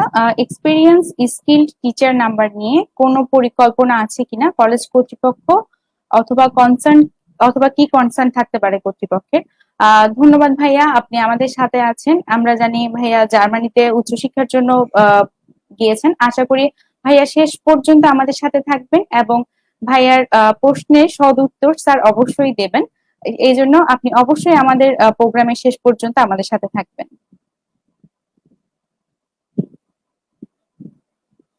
আমাদের শুভেচ্ছা বার্তা পাঠিয়েছে Sadia Afrin Mou. Thank you SUSTEC career club and Nayanchandra Ghosh sir. ধন্যবাদ সাদিয়া আফরিন মৌ। আশা করি তুমি আমাদের সাথে শেষ পর্যন্ত থাকবে এবং রিসার্চ ওয়ার্ক সম্বন্ধে আরো অনেক কিছু জানতে পারবে। তুমি শুনতে পাচ্ছ আমার কথা? যান্ত্রিক গোলযোগের কারণে আন্তরিকভাবে দুঃখিত। আমাদের সাথে স্যার আবার যুক্ত হয়েছেন। স্যার। শুনতে পাচ্ছ? জি স্যার। ওয়াইফাইটা ডিসকানেক্ট হয়ে গিয়েছিল, যাই হোক আমি এখন মোবাইল নেটওয়ার্ক দিয়ে আমি কোনো ইয়ে সমস্যা করেছি। নেই স্যার, আপনি কন্টিনিউ করেন। অনেক ধন্যবাদ স্যার, আপনি আসলে শত ব্যস্ততা এবং শত সমস্যার মধ্য দিয়েও হচ্ছে আমাদের সময় দিচ্ছেন, এজন্য আমরা আপনার কাছে খুবই কৃতজ্ঞ। আচ্ছা, একটু আমাকে হিন্টস দেবা, আমি কোন পর্যন্ত তোমরা শুনতে পেয়েছিলা? ইন্ট্রোডাকশন, ডিটেইলস আর রিভিউ, এটা মনে হয় আমি কভার করেছিলাম, তাই না? হ্যাঁ স্যার, লিটারেচার রিভিউ কভার করা হয়েছিল। আচ্ছা, এরপর আমরা যে ম্যাটেরিয়ালস মেথড যেটা বলতেছিলাম আমি, আহ, স্যার ম্যাটেরিয়ালস মেথডেও আমরা হচ্ছে কিছুটা জানতে পেরেছিলাম স্যার। স্যার। আচ্ছা আচ্ছা আচ্ছা, আমরা যেটা স্ট্রিপিং এজেন্ট মানে আমরা কি কি মানে কেমিক্যাল মানে ফেব্রিক ডাইস ব্যবহার স্যার। করেছি সেটা তোমার মেনশন করবো আর কি, ঠিক আছে? এখানে কেমিক্যাল অক্সিডাইজিস, মানে এই যে তোমার এক্সপেরিমেন্টটা করেছো, প্রথমে তুমি স্কোরিং ব্লিচিং করেছো, ডাইং করেছো, এটার জন্য কি কি কেমিক্যাল লেগেছে, এরপর স্টিপিং করেছো, এর জন্য যে কেমিক্যাল অক্সিলারি যেটা সেটা। স্যার হ্যাঁ, এগুলো করা হয়েছে স্যার। আমরা ফেব্রিক প্রিপারেশন মেশিন থেকে মনে হয় শুরু করতে পারি আবার। আচ্ছা আচ্ছা, ওকে। এখন তোমার ইকুইপমেন্টস, এটা গেল তোমার প্রথমে এটা এগুলো ছিল কি ম্যাটেরিয়ালস, তাই না? ম্যাটেরিয়ালস এর মধ্যে জি স্যার। ফেব্রিক, ডাইস, ঠিক আছে? ম্যাটেরিয়ালস এর মধ্যে fabric, dyes, stripping agent, chemical auxiliary, ঠিক আছে এগুলা। এরপর ইকুইপমেন্টস এর মধ্যে তোমার আসবে কি কি, এই যে তুমি রিসার্চ পেপার তুমি যেটা করবা সেক্ষেত্রে কি কি মেশিন ব্যবহার করেছো, যেমন তুমি ডাইং এর জন্য যে মেশিন ব্যবহার করেছো, স্কোরিং ব্লেসিং এর যে মেশিনটা ব্যবহার করেছো, ডাইং এর জন্য ডিফারেন্ট মেশিন ব্যবহার করেছো, তখন সেটা তুমি মানে ফিগার দিয়ে দিতে পারো। ফিগারের সাথে তার যে টেকনিক্যাল ডিটেলস সেটা দিয়ে দেবা, ঠিক আছে? তো ডাইং মেশিন, ওই যে যেটা আমি যেটা ব্যবহার করেছি, ওটার তোমার figure as well as technical details এখানে দেওয়া আছে। তারপর স্টেপিং মেশিন, ওটার টেকনিকটা দেওয়া আছে, তোমার টেকনিক্যাল ডিটেলসটা দেওয়া আছে এখানে। তারপর অক্সিডেশন রিডাকশন পটেনশিয়াল টেস্টার, এটা মানে ওই যে তোমার যে স্টেপিং এজেন্ট ব্যবহার করা হয়েছে তার যে মানে পাওয়ার, সেটা মেজার করার জন্য আমি এই মেশিনটা ব্যবহার করেছি, তার ডিটেলস এখানে দেওয়া আছে। তারপর তোমার এই যে স্পেকট্রোফটোমিটার, এটা তো খুবই গুরুত্বপূর্ণ মেশিন এবং তোমরা সবাই এটার সাথে পরিচিত, সেটা ব্যবহার করেছি আমরা কালারিমেট্রিক মানে বিভিন্ন প্যারামিটার ডিটারমিন করার জন্য। এরপর আমি ব্যবহার করেছি তোমার এই যে বাস্টিং স্ট্যান্ড টেস্টার, যে ফেব্রিকের স্ট্যান্ড মেজার করার জন্য বললাম, যেটা স্টিপিং এর আগে পরে স্ট্যান্ড কিন্তু ফেব্রিকের কিছুটা হলেও কমে, তো সেটা মেজার করার জন্য আমি বাস্টিং স্ট্যান্ড টেস্টার ব্যবহার করেছি। তারপর তোমার এখানে আছে ফিগার ওটা। এরপর ফিলিং টেস্টার, কোয়ালিটি মানে মেজার করার জন্য, ফেব্রিকের কোয়ালিটি মেজার করার জন্য আমরা ফিলিং ফিলিং করি, তাই না? ফিলিং জি স্যার। ফিল জেনারেশন বেশি হলে তার কোয়ালিটি খারাপ হয়, তাই না? আর ফিল জেনারেশন কম জি হলে স্যার। কোয়ালিটি বেটার হয়, তো সেই ক্ষেত্রে এটা ব্যবহার করেছি, সেটা টেকনিক্যাল ডিটেলস দেওয়া আছে। ওয়াশ ফাস্টনেস টেস্টার, ওই যে আমি যে রিডাইং করেছি, রিডাইং করার পর তার যে ফাস্টনেস প্রপার্টিজ সেটা এভালুয়েট করার জন্য আমি এই যে ওয়াশ ফাস্ট ব্যবহার করেছি। এরপর রাবিং ফাস্টনেস টেস্টার, এই মেশিনটা ব্যবহার করেছি রাবিং ফাস্টনেস মেজার করার জন্য। এরপর আদার্স ইকুইপমেন্টস এর মধ্যে জিএসএম কার্ড, ইলেকট্রিক ব্যালেন্স, ওভেন্ডার, মানে ইনক্লুড এভরিথিং, তুমি যেসব ইকুইপমেন্ট ব্যবহার করবে সেটা এখানে ম্যাটেরিয়ালস মেথডে তোমার ম্যাটেরিয়ালসে এটা ইনক্লুড করবে আর কি। এই যে মেথোডোলজি, এই আগেরটা গেল হলো ম্যাটেরিয়ালস, তাই না? এরপর মেথডস, মেথডস এর মধ্যে মেথোডোলজি একই কথা। তো মেথোডোলজি কি, তুমি কিভাবে ফেব্রিকটা প্রিপেয়ার করবা, কিভাবে, যেমন প্রথমে তুমি স্কোরিং ব্লিচিং করবা, সেটার সম্পর্কে একটু বলবা কি কি রেসিপি ব্যবহার করা হয়েছে। কারণ স্কোরিং ব্লিচিং তুমি যদি মানে এখানে যে আমি এটা এই কারণেই মেনশন করবা, কারণ স্কোরিং ব্লিচিং কিন্তু তুমি একটা রেসিপি ব্যবহার করে করলা, আমি আরেকটা রেসিপি ব্যবহার করে করলাম, তাহলে কিন্তু তোমায় আর আমার যে ডাইং এর যে মানে কালার আপটেক সেটা কিন্তু ডিফারেন্ট হবে, তাই না? বুঝতে পারছো? এই কারণেই কিন্তু তোমার স্কোরিং ব্লিচিংটা তোমার রেসিপিতে কি কি মানে কেমিক্যাল ব্যবহার করেছে সেটা মেনশন করতে হবে, ঠিক আছে? স্কোরিং ব্লিচিং করার পর ডাইং করেছি, ডাইং করেছি কি রেসিপি দ্বারা, এখানে সল্ট সোডার কনসেন্ট্রেশন কত ছিল, টেম্পারেচার এমএল রেশিও কত ছিল, সেটা এখানে আমি মেনশন করেছি, ঠিক আছে? ডাইং এর প্রসিডিউরটা দিয়ে দিতে হবে, মানে কিভাবে ডাইং করেছো, এটা কি এক্সস্ট মেথডে করেছো নাকি তোমার কন্টিনিউয়াস মেথডে করেছো, ঠিক আছে? এটা তোমার বলে দিতে হবে। তারপর স্টিপিং, প্রথমে আমি স্কোরিং করেছি, ডাইং করেছি, এরপর কি করছি, স্ট্রিপিং করেছি। স্ট্রিপিং করার জন্য আমি যেটা বললাম যে এখানে যে রেসিপি গুলো ব্যবহার করেছি সেটা এখানে দেওয়া আছে। মানে একটা হলো কনসেন্ট্রেশন, দেখো এখানে হাইড্রোসের মানে 4টা কনসেন্ট্রেশন ব্যবহার করা হয়েছে, 2 4 6 8 10, 5টা সরি। সোডিয়াম হাইড্রোক্সাইড 5 গ্রাম পার লিটার ব্যবহার করা হয়েছে। আর তোমার টেম্পারেচার 100।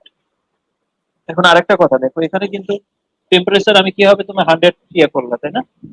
এখন আমি কিন্তু এটা করেছি, যদিও আমি মেনশন করিনি, এটা তোমার হয়তোবা যখন তুমি এটা থিসিস ডিফেন্স করবে তখন তোমাদের জিজ্ঞেস করতে পারে যে তুমি এখানে 100 কেন ফিক্স করলে। কারণ তখন তুমি বলবা যে আমি 100 টেম্পারেচারই সবচেয়ে ম্যাক্সিমাম ভালো রেজাল্টটা পেয়েছি, এই কারণে 100টা ফিক্স করেছি। অনেক ইন্ডাস্ট্রিতে আছে দেখবেন 90-তে করে, ঠিক আছে, অনেক ইন্ডাস্ট্রিতে আছে তোমার 95-এ করে, কিন্তু আমি 100-এ ভালো রেজাল্ট পেয়েছি, এই জন্য আমি 100-এ আমি স্ট্রিপিংটা করেছি। হাইওয়েরিয়া ডাইঅক্সাইড সেটাও সেম, এটা আমি 100-এ করেছি এবং এখানেও সেম কনসেন্ট্রেশন ব্যবহার করা হয়েছে, 2 4 6 8 10।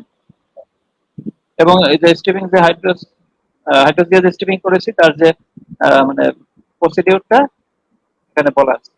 এটা হলো স্ট্রিপিং কার্ভ।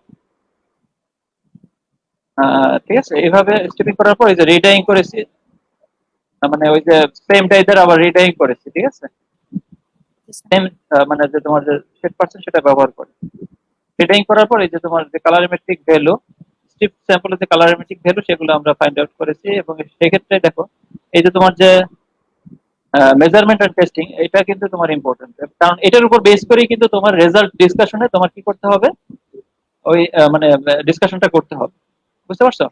তো এটা কিন্তু খুবই ইম্পর্টেন্ট। তো এখানে আমি কি কি বের করেছি, এখানে কালারমেট্রিক ভ্যালু অফ আর স্ক্রিপ্ট স্যাম্পল, এইভাবে তোমরা যে রিসার্চটা করবা সেটার জন্য কোন কোন মানে মেজারমেন্টটা ইম্পর্টেন্ট সেটা তোমার খুঁজে বের করতে হবে, ঠিক আছে?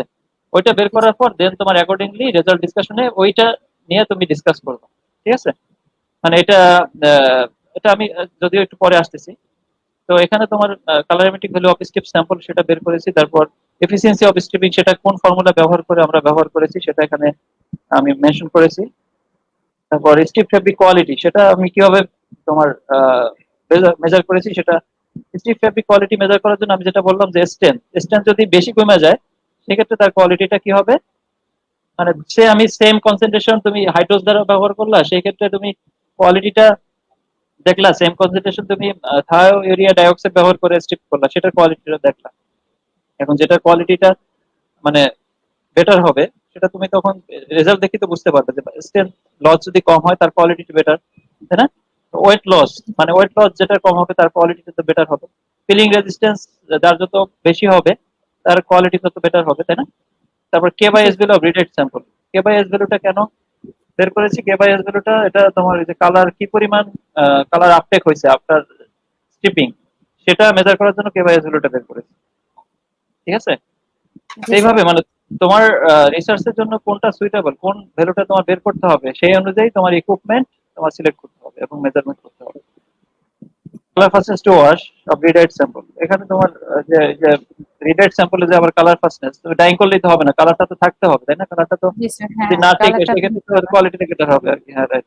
সেটার জন্য আমি কোন এই যে আবার যে এই যে কালার ফাস্টনেস, এটা কিন্তু অনেকগুলো টেস্ট আছে আমরা জানি, তাই না? তো সেটার জন্য আমি কালার ফাস্টনেস মেজার করার জন্য আমি কোন টেস্টটা ব্যবহার করেছি সেটাও মেনশন করে দিবা। মেথড কত, আইএসও মেথড, এখানে বিভিন্ন মেথড আছে, তাই না? এবং ওই আইএসও মেথডে জি স্যার, হ্যাঁ। তোমার যে ডিটেলস এটা কিন্তু দিয়ে দিতে হবে।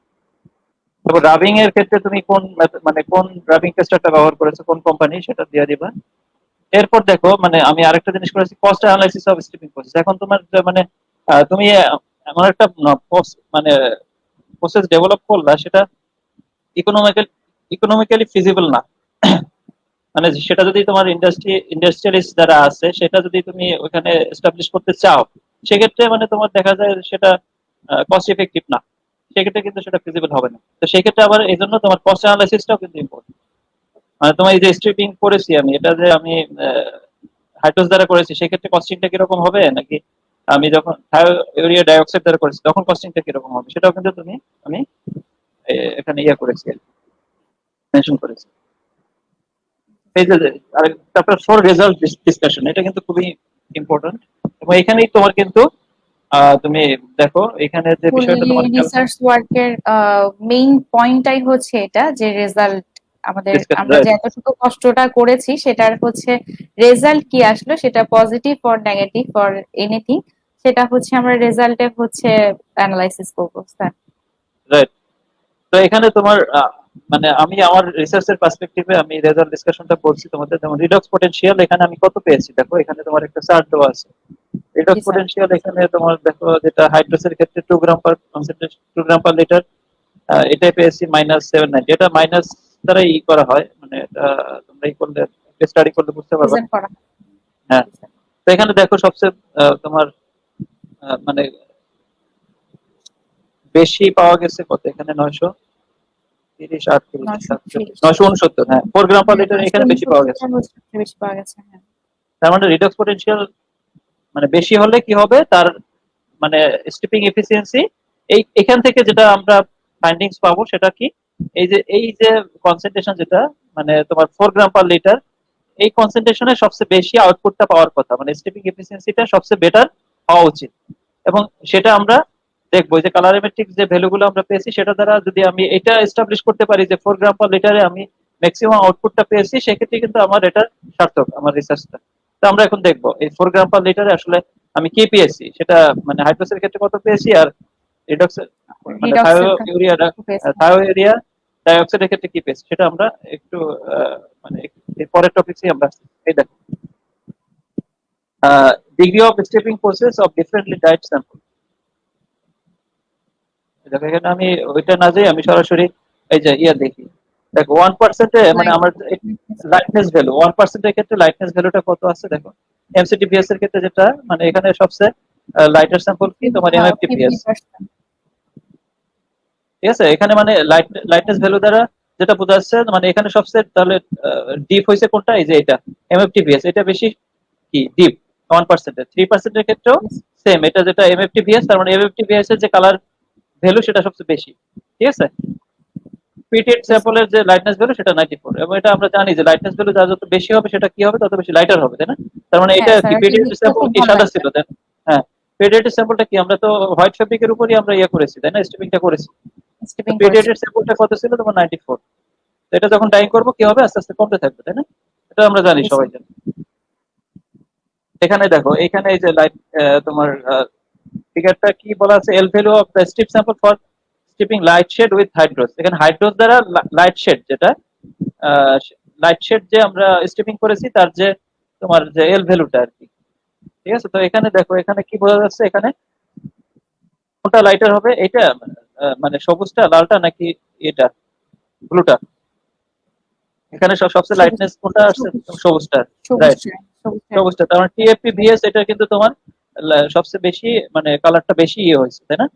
কালারটা বেশি মানে দেখতে ভালো লাগতেছে, ব্রাইটনেসটা।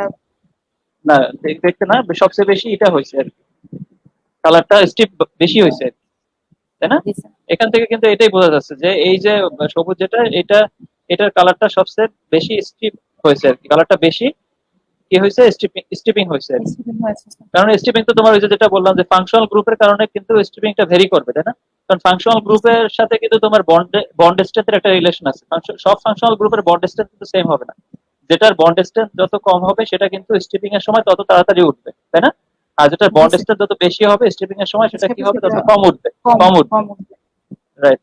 তো সেটাই কিন্তু দেখো, এখানে কিন্তু এখন আমি যেহেতু এই ভ্যালুগুলো আমরা পেয়েছি, এখন এখান থেকে কিন্তু আমি ইজিলি কিন্তু একটা ডিসকাশন করতে পারতেছি। এখান থেকে আমি তাহলে মানে কি বলতে পারি, যে এখানে টিএফপি ভিএ যেটা ট্রাইফ্লোরোপাইরিমিডিন ভিনাইল সালফোন, এটার বন্ড স্ট্রেংথটা কম ছিল বিধায় এটা স্টিপিং এর ফলে মানে বেশি এটা হয়েছে, লাইটার হয়েছে, তাই না? এটা জি কিন্তু আমরা স্যার। একটা ফাইন্ডিংস পেতে পারি এই কার্ভ থেকে। এইরকম দেখো, এরকম আমি এই যে এটা হলো যে তোমার ডার্ক শেড, মানে আমি দুইটা শেড ব্যবহার করেছি, 1 আর 3। এটা হলো ডার্ক শেডের ক্ষেত্রে, আর আগেরটা ছিল লাইট শেডের ক্ষেত্রে। ঠিক আছে, তো এরকম আবার কি থায়োরিয়া ডাইঅক্সাইড দ্বারা করেছি, তাই না? সেটার ক্ষেত্রে আমি মানে সেম রেজাল্ট পেয়েছি কিন্তু দেখো, মানে টিএফপি ভিএস সেটা কিন্তু কালার এটা বেশি, মানে কি বলে, কালার যে স্ট্রিপিং এফিসিয়েন্সি বেশি। কালার স্টিপিংটা বেশি। হ্যাঁ স্যার। হ্যাঁ, স্ট্রিপিং এফিসিয়েন্সিটা বেশি। আবার এটার কিন্তু আরেকটা জিনিস বেশি দেখো, ওইটা থেকে এটার কিন্তু এটাও বেশি, মানে যে লাইটনেস ভ্যালু সেটাও কিন্তু অনেক বেশি। এবং এখানে দেখো যেটা বলতেছিলাম, 4 কে আমরা কনসেন্ট্রেট করছিলাম, 4 কে আমরা এমফেসিস করছিলাম, তাই না? 4 এর ক্ষেত্রে দেখো, এই যে 4, এই কনসেন্ট্রেশনে কিন্তু আমি ম্যাক্সিমাম রেজাল্টটা পেয়েছি। তার মানে কি, জি আমার স্যার। যে ফরকাস্ট যেটা করেছিলাম, আমি যে প্রেডিকশনটা করেছিলাম সেটা কিন্তু ঠিক আছে আমার। ঠিক আছে, জি স্যার। তো তো এই যে তোমার এই কার্ভ গুলা কিন্তু তোমার মানে রিসার্চের ক্ষেত্রে খুবই গুরুত্বপূর্ণ। এই কার্ভ গুলা তোমার তৈরি করতে হবে, এবং নট নেসেসারি যে তোমরা এটা এই ধরনের কার্ভ এই কার্ভই করতে হবে। এটা কিন্তু দেখো আমি পরবর্তীতে সেম জিনিস আমি অন্যভাবে এক্সপ্লেন করেছি আর কি। দেখো এটা আবার ডেল্টা ই, এটা যে কালার ডিফারেন্স সেটা দ্বারা আমি মেজার করেছি। ঠিক আছে, তোমার এই যে বার্ড চার্ট দ্বারা মিশে আছে, দেখো একটা বার্ড চার্ট, এই যে এখানেও কিন্তু তোমার এই চার্টও ব্যবহার করতে পারো, আগের গুলো ব্যবহার করতে পারো। এখানে কিন্তু আরো মানে এটা মানে এফিসিয়েন্সি একদম একদম কত পার্সেন্ট এফিসিয়েন্সি সেটা সহ দেওয়া আছে। ঠিক আছে, এখানে কিন্তু আরো ক্লিয়ার বিষয়টা। তার মানে আমরা যে ফোর কনসেন্ট্রেশনটা ইয়ে করেছিলাম, দেখো এখানে প্রথম দুইটা হলো মানে লাইট কালার, প্রথম দুইটা হলো ডার্ক কালার উইথ হাইড্রোস আর dark colour with thiourea dioxide, আর এটা লাইট কালার উইথ হাইড্রোস আর light colour with thiourea dioxide. তো এখানে ফোর কনসেন্ট্রেশনে দেখো যেটা 69, মানে 69টা কি ছিল, যেটা ব্লু ডার্ক কালার, এখানে কিন্তু সবচেয়ে এটা কম আসছে, তাই না, লাইটনেস ভ্যালুটা কম আসছে। কিন্তু আবার এই যে তোমার যে ডার্ক কালার তোমার ডাইঅক্সাইড, হ্যাঁ এখানেও কিন্তু সেম, দেখো এই যে 69 আর 77 দুইটাই কিন্তু কি থায়োরিয়া ডাইঅক্সাইড, তাই না, আর খেয়াল করছো? তাহলে এখান থেকে হচ্ছে উইথ হাইড্রোস। শুনতে পাচ্ছ আমার কথা? 84%, জি স্যার শোনা যাচ্ছে। হ্যাঁ বলো, একটু কোশ্চেন করতেছিল কেউ? না স্যার, স্যার আপনি কন্টিনিউ করতে পারেন। ওকে, থ্যাংক ইউ।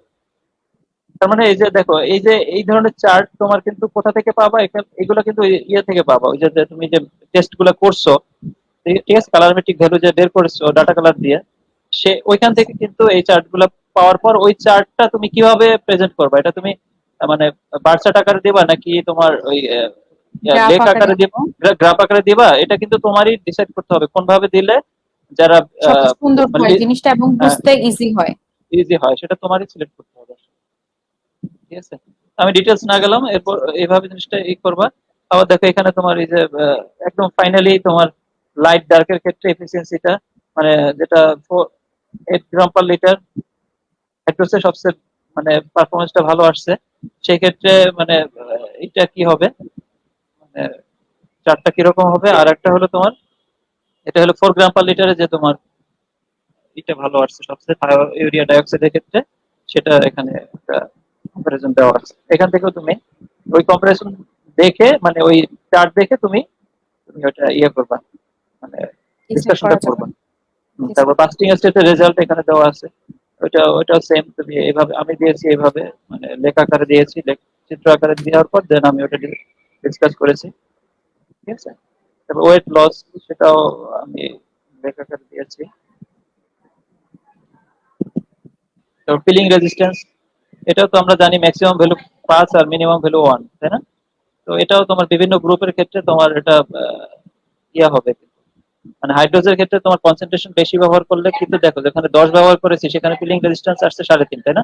আর যেখানে সবচেয়ে কম ব্যবহার করেছি সেখানে আসছে 5।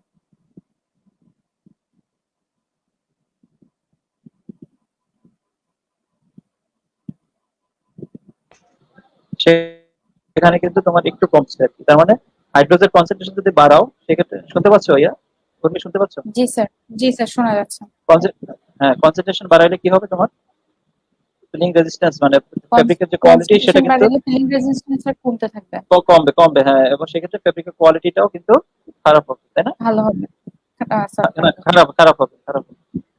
তো এখানে এটা হলো থায়োরিয়া ডাইঅক্সাইড দ্বারা যে আমি ট্রিট করেছি, এবং সেক্ষেত্রে তার যে পিলিং রেজিস্ট্যান্স যে রেজাল্ট গুলো আসছে সেটা এখানে আমি এই স্তম্ভ লেখার মাধ্যমে এখানে রিপ্রেজেন্ট করার চেষ্টা করেছি, এবং এখান থেকে আমি ডিসকাশন করেছি। তারপর কে বাই এস ভ্যালু, এই যেটা বললাম যে কালার মানে ইল্ড ডাইং এর স্টিপিং এর পর যে আবার আমি ডাইং করেছি, সেখানে যে ডাইং এর যে কালার ইল্ড হয়েছে, কি পরিমাণ কালার মানে ইয়া হয়েছে, ডেভেলপ মানে ডাইং হয়েছে, সেটা কে বাই এস ভ্যালু দ্বারা রিপ্রেজেন্ট করা হয়, সেটা এখানে বলা আছে। ঠিক আছে,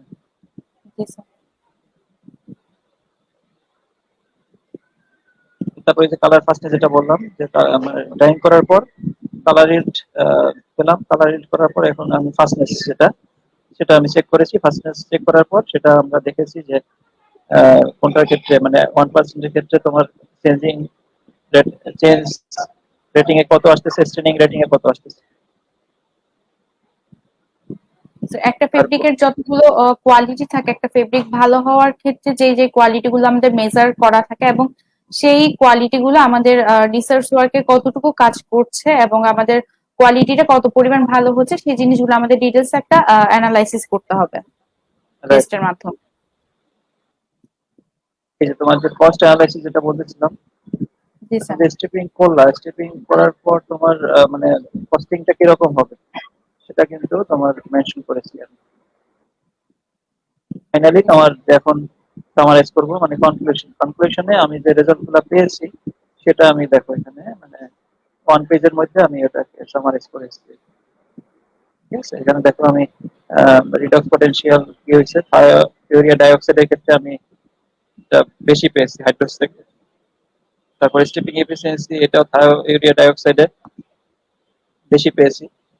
তারপর কি মানে তিনটা যে রিঅ্যাক্টিভ গ্রুপ ব্যবহার করেছি আমি, টিএফপি, এমএফটি, এমসিটি, সেক্ষেত্রে টিএফপিটা মানে হাইয়েস্ট ডিগ্রি অফ স্টিপিং, টিএফপিটা তার মানে ভালো রেজাল্ট শো করছে। তার মানে স্টিপিং এর সময় অবশ্যই আমার গ্রুপ অনুযায়ী এটার পারফরমেন্সটা ডিপেন্ড করে, ভেরি করবে, তাই না? যেটা তোমার বন্ড স্ট্রেংথ কম সেটা স্টিপিং এফিসিয়েন্সিটা বেটার হবে, যেগুলো বন্ড জি স্ট্রেংথ স্যার। বেশি তার স্টিপিং এফিসিয়েন্সিটা কম হবে। কম হবে।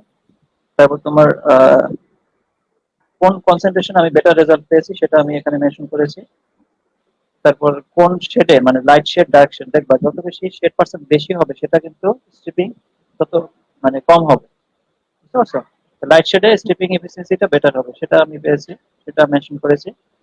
আর অপটিমাম স্ট্রিপিং কন্ডিশনে মানে স্ট্রেংথ কত সেটা মেনশন করেছি। ওয়েট লস কত হয়েছে সেক্ষেত্রে মানে দুইটার ক্ষেত্রেই অপটিমাম কন্ডিশনে ওয়েট লস কত সেটা আমি মেনশন করেছি। হিলিং রেজিস্ট্যান্স অপটিমাম কন্ডিশনে কত সেটা মেজার করেছি। কালার ইল্ড, যেটা বললাম স্টিক ফেব্রিক ডাইং করার পর যে কালার ইল্ড হয়েছে সেটা মেজার করেছি। তারপর colour fastest running and wash, সেটা আমি মেজার করেছি। এইভাবে মানে তোমাদের কিন্তু ইয়া করতে হবে আর কি, সাজাতে হবে একটা রিসার্চ ওয়ার্ক। আমাদের রিসার্চ বুকটা সাজাতে হবে। হ্যাঁ, এবং ফাইনালি তোমার রেফারেন্স যেটা বললাম, ওই যে রেফারেন্স গুলো তুমি যে যেগুলো তুমি কপি করছো কিংবা প্যারাফ্রেজিং, মানে প্যারাফ্রেজিং বলতে তোমার তুমি অন্য জায়গা থেকে আনছো, সেটা কিন্তু এখানে যদি ইয়ে করে দাও, রেফারেন্স করে দাও, উল্লেখ করে দাও, সেক্ষেত্রে সেটা প্লেগারিজম হবে না কিংবা প্যারাফ্রেজিং হবে না।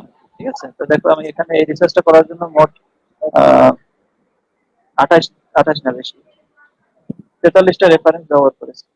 মিনিমাম 30টা থাকলে একটা রিসার্চ পারফেক্ট রিসার্চ ওয়ার্ক হয় আর কি। তো সেটা আমি এখানে 43 নাম্বার অফ রেফারেন্স ব্যবহার করেছি। এটাই ছিল মানে সংক্ষেপে আমি তোমাদের বোঝানোর চেষ্টা করেছি। এখন তোমাদের কোনো কোশ্চেন থাকলে করতে পারো। অনেক অনেক ধন্যবাদ স্যার। আসলে রিসার্চ বুক এটা খুবই জটিল একটা প্রক্রিয়া, এবং আপনি যে রিসার্চটা করবেন সেটা সম্পূর্ণই প্রতিফলিত হবে, সম্পূর্ণ রিপ্রেজেন্ট হবে আপনার রিসার্চ বুকটার মাধ্যমে। তো স্যার, আমাদের এতক্ষণ ধরে রিসার্চ বুকের পয়েন্ট গুলো আমরা কিভাবে সাজাবো এবং কি কি পয়েন্ট আমরা সেখানে উল্লেখ করব, সেই জিনিসটা স্যার খুব সুন্দরভাবে আমাদের বলে দিলেন। আপনাকে অসংখ্য ধন্যবাদ স্যার। আসলে আরেকটা ব্যাপার, যে রিসার্চ ওয়ার্ক পাবলিকেশন এই টার্মটার সাথে আসলে আমরা খুব একটা পরিচিত নই। রিসার্চ ওয়ার্ক পাবলিকেশন যদি কিভাবে পাবলিশ হয় সেই জিনিসটা সম্বন্ধে যদি আপনি আমাদের বিস্তারিত ভাবে বলতেন। আচ্ছা দেখো, খুবই সুন্দর কোশ্চেন উর্মি। পাবলিকেশন, তুমি এই রিসার্চ ওয়ার্কটা যখন তুমি পাবলিশ করবা, কোনো রিকগনাইজড জার্নালে পাবলিশ করবে, তখনই তো এটা পাবলিকেশন, বুঝতে পারছো? জি এখন তুমি এই যে পাবলিকেশন, তুমি তোমার রিসার্চ ওয়ার্ক মানে দেখা যায় আমার যে রিসার্চ ওয়ার্কটা এটা 70 পেজে, তুমি 70 পেজ আমি একটা পাবলিকেশন করেছি, এটা দ্বারা আমি আরো ইচ্ছা করলে 2-3টা পাবলিকেশন করতে পারি। মানে একটা রিসার্চ ওয়ার্ক দ্বারা মিনিমাম 2টা পাবলিকেশন করা যায়। আবার তুমি চাইলে পুরো রিসার্চ ওয়ার্কটাই তুমি পাবলিকেশন করতে পারো। তবে পাবলিশ করতে। পাবলিকেশন করার ক্ষেত্রে যেটা মানে, যে তুমি যদি কোনো রিকগনাইজড জার্নালে পাবলিশ করতে চাও সেই ক্ষেত্রে ওদের একটা লিমিটেশন থাকে। লিমিটেশন বলতে তোমার যে ওরা বলে যে এটা 2-3 পেজের হতে হবে, 2 পেজের হতে হবে, ঠিক আছে? সেক্ষেত্রে তো পুরোটা তুমি পাবলিশ করতে পারবে না। সেক্ষেত্রে না ওটাকে স্যার। স্প্লিট করতে হবে, ব্রেকডাউন করতে হবে। ব্রেকডাউন করে তুমি মানে দেখা গেছে আমি 3টা গ্রুপ নিয়ে বলছি না, 3টা মানে রিয়েক্টিভ গ্রুপ নিয়ে কাজ করেছি। তো আমি একটা গ্রুপে মানে 3টা গ্রুপে আমি 3টা আলাদাভাবে সেগমেন্টাইজেশন করে আমি পাবলিশ করবো, বুঝতে পারছো? তো এটাই মানে তুমি এখন ওই যে তোমার এটা ডিপেন্ড করবে তুমি কোন জার্নালে পাবলিশ করতেছো, তারা মানে পুরোটা করবে কিনা, মানে 70 পেজই করবে কিনা। তার উপর ডিপেন্ড করবে। এটা তুমি চাইলে স্প্লিট করেও তুমি পাবলিকেশন করতে পারো। জার্নালের রিকোয়ারমেন্ট অনুযায়ী আমাদের সেভাবে করেই করতে হবে। যদি জার্নালে যদি সম্পূর্ণটা কিংবা এমফাসাইজ করে বড় করে করতে চাই তাহলে আমরা সেটা করতে পারি। আর যদি হচ্ছে পুরো রিসার্চ পেপারটা হচ্ছে পাবলিশ করার সুযোগ না থাকে তাহলে আমাদের সামারি করে ছোট করে কিংবা তাদের রিকোয়ারমেন্টস অনুযায়ী আমাদের হচ্ছে করতে হবে। স্যার আপনি Right. যদি আমাদের কিছু জার্নালের নাম বলতেন যেখানে হচ্ছে আমরা রিসার্চ পেপার গুলা হচ্ছে পাবলিশ করতে পারি। হ্যাঁ, খুবই যেটা ভালো ভালো কোশ্চেন করেছো। আচ্ছা, জার্নালের তোমাদের হয়তো জানা আছে অনেকেরই, জার্নাল কিন্তু তোমার একটা জার্নাল ভালো না খারাপ এটা কিন্তু এভালুয়েট করার জন্য মানে জার্নালের পারফরমেন্স এভালুয়েট করার জন্য তোমার একটা টার্মস ব্যবহার করা হয়, ইমপ্যাক্ট ফ্যাক্টর। তোমরা জানো কিনা, অনেকেই জানো হয়তো বা। ইমপ্যাক্ট ফ্যাক্টর কিন্তু খুবই গুরুত্বপূর্ণ। ইমপ্যাক্ট ফ্যাক্টর যেসব জার্নালের বেশি, তার মানে এটা কোয়ালিটিটা তত বেটার হবে। ইমপ্যাক্ট ফ্যাক্টর নরমালি তোমার 10-এর বেশি হলে সেটাকে এক্সিলেন্ট বলে, আর অ্যাভারেজ লেস দ্যান 2 এর নিচে হলে সেটাকে অ্যাভারেজ বলে, আর 3 এটা গুড। ঠিক আছে? তো তোমরা যদি ভালো জার্নালে তুমি পাবলিশ করতে চাও, যেমন টিআরজি টেক্সটাইল রিসার্চ জার্নাল একটা জার্নাল আছে খুবই ভালো, স্প্রিনজার একটা জার্নাল আছে এটা খুবই ভালো। তো এইগুলা তোমার কিন্তু আসলে অনেক স্টাডি করতে হবে, এবং তোমার অথেন্টিসিটি এটা কিন্তু খুবই ইম্পর্টেন্ট। এখন স্যার জানো ওরা কিন্তু প্রসিডিউর তোমার স্যার প্রসিডিউর শর্টলি যদি আমাদের প্রসিডিউরটা একটু বলতেন, যদি আর এইসব জার্নালে প্রকাশ করতে কোনো কস্ট প্রয়োজন কিনা কিংবা তারা না ফ্রি অফ কস্ট করে কিনা কিংবা যে মানে টোটাল হ্যাঁ, প্রসিডিউরটা যদি আপনি আমাদের সংক্ষেপে বলতেন স্যার। হ্যাঁ, যেমন আমি যে জার্নালে পাবলিশ করেছি সেটা মানে এভারেজ কোয়ালিটি, মানে তোমার ওখানে কত 7,000 না 8,000 টাকা লাগছিল। আমরা 3 জন অত ছিলাম, আমি, আমার স্যার সুপারভাইজার ম্যাডাম, আর একজন আমার ফ্রেন্ড ছিল। তো আমি ওটা যেটা বললাম যেটা এভারেজ কোয়ালিটি, তো তাতে যদি ভালো জার্নাল, অনেক জার্নাল আছে যেমন টিআরজে টেক্সটাইল রিসার্চ জার্নাল, ওখানে কিন্তু তুমি চাইলে তোমার যদি কন্টেন্টটা অরিজিনাল হয় একদম মানে ওরা কিন্তু ইয়া করে, মানে যেসব ভালো জার্নাল ওরা কিন্তু ওই যেটা বললাম আমাদের সফটওয়্যার আছে, ওই সফটওয়্যার দ্বারা তোমার কিন্তু ওটাকে অথেন্টিসিটিটা অথেন্টিসিটিটা চেক করে, এবং ওরা কিন্তু একদম এটা কতটা ডুপ্লিকেট কতটা অরিজিনাল এটা কিন্তু সবকিছু একদম চলে আসে ওই সফটওয়্যারে তোমার ইনপুট দিলে। বুঝতে পারছো? তো সেই ক্ষেত্রে মানে ওইটা বললাম যে ভালো জার্নালে পাবলিশ করতে হলে তোমার টাকাই লাগে না, কিন্তু তবে একটা পাবলিকেশনের জন্য 6 থেকে 8 মাস ওয়েট করতে হয়। কিন্তু কিছু কিছু জার্নাল আছে যেগুলো বিলো এভারেজ এভারেজ কোয়ালিটি, ওইগুলা তোমার হ্যাঁ ওগুলাও তোমার চেক করে, তবে মানে অতটা চেক করে না ভালোভাবে, মানে সেটা একদম হুবহু কপি কিনা সেই জিনিসটা চেক করে। তবে মানে সেক্ষেত্রে তুমি 1 থেকে 1.5 মাসের মধ্যে পাবলিশ করতে পারো। সেক্ষেত্রে কিছু টাকা পয়সা টাকা তোমার সেখানে 6,000 থেকে 20,000 টাকা পর্যন্ত তোমার রেঞ্জ, বা বেশিও লাগে কোনো কোনো ক্ষেত্রে তোমার 50,000 মানে 1 লাখ টাকাও লাগে। বাট তোমাদের লেভেলে আমি মনে করি নট নেসেসারি ওই লেভেলে যাওয়ার দরকার নেই। সেটা তোমার যখন পিএইচডি করবা, মাস্টার্স শেষে মাস্টার্সের যখন পাবলিকেশন করবা তখন আমি মনে করি সেটা তখন ওই ওই লেভেলের জার্নালে পাবলিশ করার চেষ্টা করবো। বাট এখন তোমাদের জন্য তোমার যদি ইভেন লোকাল জার্নাল হয়, যেমন বিভিন্ন ইউনিভার্সিটি, যেমন আমি প্রাইমেশিয়াতে আমার কিন্তু অনেক জার্নাল, আমার 2-3টা লেখা আছে, মানে আমার পাবলিকেশন আছে। তো তোমরা চাইলে কিন্তু ওই যে তোমার ইসে আছে কি বলে টেক্সটাইল ফোকাস, এইসব জায়গায় কিন্তু চাইলে পাবলিশ করতে পারো, এবং এটাও কিন্তু তোমার তুমি পরবর্তীতে যখন হায়ার স্টাডি পার্সু করবা তখন সেটাও কিন্তু হেল্পফুল হবে। তোমার রেফারেন্স করে দিলে আমার এই জার্নাল এই ম্যাগাজিনে আমার একটা লেখা আছে, এটা যখন সিভিতে তুমি এটা অ্যাড করবে তখন কিন্তু তোমার ভ্যালু এডিশন হবে। জি স্যার, আমরা জানি টেক্সটাইল ফোকাস এখন টেক্সটাইল ইন্ডাস্ট্রির খুব ভালো একটা ম্যাগাজিন হিসেবে কাজ করছে এবং এখানেও যদি আমাদের জার্নালগুলো আমরা পাবলিশ করতে পারি এবং সেই সুযোগটা আমরা যদি পাই তাহলে আমাদের আসলেই অনেক উপকার হবে। আমরা স্যার তাহলে আমরা এখন কমেন্ট সেকশনে চলে যাই। আমাদের কিছু প্রশ্ন আছে। আমাদের প্রথমেই প্রশ্ন করেছেন Hasan DP, experience skilled teacher number নিয়ে কোনো পরিকল্পনা আছে কিনা কলেজ কর্তৃপক্ষ অথবা কলেজ কর্তৃপক্ষের কনসার্ন কি? এক্সপেরিয়েন্স স্কিল্ড টিচার নাম্বার মানে টিচারদের হচ্ছে অনেস্টলি স্পিকিং জয়নিং। আমি বলি, হ্যাঁ অবশ্যই পরিকল্পনা আছে। এটা মিনিস্ট্রি অফ টেক্সটাইলস জুট, আসলে তারাই তো অ্যাডভার্টাইজমেন্টটা করে। যে আমাদের কিন্তু তোমরা জানো কলেজের যে আমাদের কলেজে কিন্তু এখন পর্যন্ত কোনো প্রফেসর নেই। এই যে ইভেন আমি অ্যাসিস্ট্যান্ট প্রফেসর, আমাকে কিন্তু অতিরিক্ত দায়িত্ব হিসেবে দেওয়া হয়েছে। একজন প্রিন্সিপাল সে কিন্তু তার অবশ্যই মানে প্রফেসর হতে হবে, তাই না? এটাই কিন্তু হওয়া উচিত। কিন্তু আমাদের কিন্তু সেই মানে ওই লেভেলের প্রফেসর কিন্তু নাই। এটা কিন্তু প্রত্যেক বছরই অ্যাডভার্টাইজমেন্ট দেওয়া হয়, কিন্তু তোমার পিএসসি আমরা জানি পিএসসি কিন্তু ওই লেভেলের ওই ডাইমেনশনের লোকজন কিন্তু পায় না। ঠিক আছে? আর না পাওয়ার কারণে কিন্তু আসলে পায় না, ভবিষ্যতেও যে পাবে না তা কিন্তু না। এই যে এবারও কিন্তু ইয়ে হয়েছে গতবারে, মানে অ্যাডভার্টাইজমেন্ট হয়েছে এবং এটার ভাইবা হয়তো বা 6 মাসের মধ্যে হবে যদি পায়। এভাবে আস্তে আস্তে হবে, আসলে এটা মানে ওভারনাইট এটা সম্ভব না। তবে আস্তে আস্তে কলেজগুলো ডেভেলপ করতেছে। পুরোনো কলেজগুলো যেমন বরিশাল, আমি আসার সময়ও তো মানে আমি যখন আসি আর যখন চলে যাই, মানে এই দুইটা যদি কম্পেয়ার করি সেক্ষেত্রে কিন্তু অনেক ডেভেলপ করেছে 3 বছরে। তো এইভাবে আস্তে আস্তে হবে আসলে। যখন আমি আসি তখন কিন্তু আমরা মাত্র 2 জন না 3 জন ছিলাম, আমি আসার পর আরো 2-3 জন জয়েন করলো। তার মানে কি, মানে যে টিচার আসতেছে এবং তারা এক্সপিরিয়েন্স হচ্ছে এবং আহ, আসলে বিষয়টা মানে ওভারনাইট সম্ভব না, এটা আস্তে আস্তে মানে সবারই হেডেক আছে, আমাদের মিনিস্ট্রি হেডেক আছে, আমাদের যে ডিরেক্টরেট ডটের মানে হেডেক আছে, সবারই এটা নজরে আছে যে আমাদের কলেজে শিক্ষক সংকট আছে এবং এক্সপিরিয়েন্স শিক্ষকের সংকট আছে, এটা সবার নজরে আছে। তারা চেষ্টা করছে এটা ফিল করার জন্য। জি স্যার, আমরা আসলে এই বিষয়গুলোতে আশাবাদী যে আমাদের যে ল্যাকিংস গুলো আছে সেগুলো আমাদের আস্তে আস্তে ফিল আপ হবে এবং প্রতিটা শিক্ষার্থী এই রিসার্চ ওয়ার্কের সাথে এবং তারা প্রতিটা কাজে খুবই বেনিফিটেড হবে। আমাদের শুভেচ্ছা বার্তা পাঠিয়েছে আমাদের সাস্টেক ক্যারিয়ার ক্লাবের সম্মানিত moderator Zahid Murad Shuvo sir. Thanks to Noyan sir for sharing your valuable time with SCC on research scopes and methodology. I hope this will enlighten SUSTEC students and make them more interested towards research work. Sir, ধন্যবাদ জাহিদ মুরাদ ধন্যবাদ। শুভকে তার valuable comments এর জন্য। আশা করি মানে আমি তো এতদিন ছিলাম তোমাদের ওখানে প্রায় 3 বছর ছিলাম। তো তোমাদের শুভ স্যার কিন্তু খুবই ডাইনামিক স্যার। আশা করি জি এই স্যার, অবশ্যই। এই রিসার্চের যে মানে ব্যাকড্রপটা, আমরা রিসার্চের যে আমাদের যে অবস্টাকল সেটা ওনার মাধ্যমে মানে এটা ওভারকাম করবে।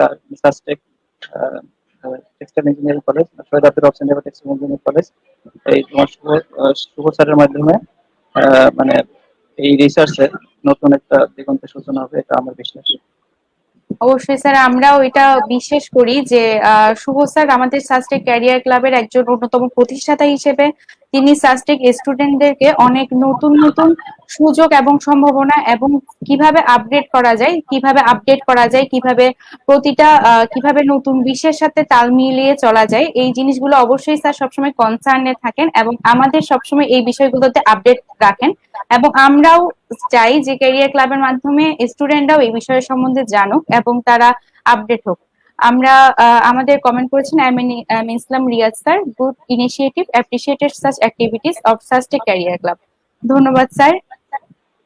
আমাদের কমেন্ট করেছেন মাহমুদুল হক, সে একটি প্রশ্ন রেখেছে। ধন্যবাদ স্যার আমাদের সময় দেওয়ার জন্য। আমরা জানি কোন শিক্ষা প্রতিষ্ঠানের মান মূল্যায়নের ক্ষেত্রে রিসার্চ ওয়ার্ক গুরুত্বপূর্ণ ভূমিকা রাখে। ভবিষ্যতে টেক্সটাইল কলেজগুলো রিসার্চ ওয়ার্ক করার সুযোগ কেমন পাবে? টেক্সটাইল কলেজগুলো রিসার্চ ওয়ার্ক করার সুযোগ কিভাবে, মানে কেমন পরিমাণ পাবে সেই জিনিসটাই মাহমুদুল হক জানতে চেয়েছে। ধন্যবাদ মাহমুদুল হক আপনার কোয়েশ্চেনের জন্য। স্যার, ধন্যবাদ মাহমুদুল, সুন্দর কোশ্চেন। আমি অলরেডি বলেছি আমাদের কিন্তু লিমিটেশন আছে, আমাদের শিক্ষক এখনো কিন্তু পর্যাপ্ত না। আমাদের যেখানে 25টা 24টা গ্রুপ, সেখানে আমরা কিন্তু যদি 24 জন শিক্ষক হতো সেক্ষেত্রে কিন্তু আমাদের এই রিসার্চ ওয়ার্কটা অনেক ইজি হয়ে যেত, তাই না? এবং 24টা পাবলিকেশন করা সম্ভব ছিল, কিন্তু এখন দেখা যায় 24টা এই এক একজন টিচারের 4-5টা গ্রুপ দিয়ে দেওয়া হয়, যেটা কিন্তু তার পক্ষে আসলে কখনোই এটা মেনটেন করা সম্ভব না। তো ভবিষ্যতে আশা করি এই যে আমাদের যে শিক্ষক সংকট, আমরা অলরেডি জেনেছি আমাদের যে নতুন নিয়োগ বৃদ্ধি হবে, মানে নিয়োগ বৃদ্ধিতে অনেক শিক্ষকের কথা বলা আছে এবং এই শিক্ষক ডিপার্টমেন্ট ওয়াইজ শিক্ষক নিয়োগের আহ, ইয়া প্রপোজাল দেওয়া হয়েছে। তো সেই ডিপার্টমেন্ট ওয়াইজ শিক্ষক যখন পাবো তখন এই আমরা মানে এই শিক্ষকের যে সমস্যা, যে শর্টেজ, সেটা আমরা ওভারকাম করতে পারবো এবং আমরা আমাদের যে রিসার্চের যে অবস্টাকল গুলো সেটা আমরা ওভারকাম করতে পারবো। এটা আস্তে আসলে আস্তে, এটা একটা আমাদের আমরা প্রসেসটা আসলে একটু যেটা বললাম, যেটা সময় সাপেক্ষ ব্যাপার, এটা মানে রাতারাতি হয়তো সম্ভব না। তোমরা 6 ব্যাচ 7 ব্যাচে আছো, তোমরা হয়তো বা এই ফ্যাসিলিটিটা করতে পারবে না, অ্যাভেল করতে পারবে না, কিন্তু দেখা যায় তোমার যারা মানে 15 16 17 ব্যাচ যখন আসবে তখন তারা কিন্তু এই ফ্যাসিলিটিটা অ্যাভেল করতে পারবে। এই যে দেখো তোমার বুয়েট কিন্তু একদিনে হয়নি, টেক্সটাইল ইউনিভার্সিটি এটা কিন্তু একদিনে হয়নি, তাই না? এটা কিন্তু সময় সাপেক্ষ ব্যাপার। 1978 সালে এটা প্রথম বিএসসি হয়েছে এবং 2010 সালে এটা ইউনিভার্সিটি হয়।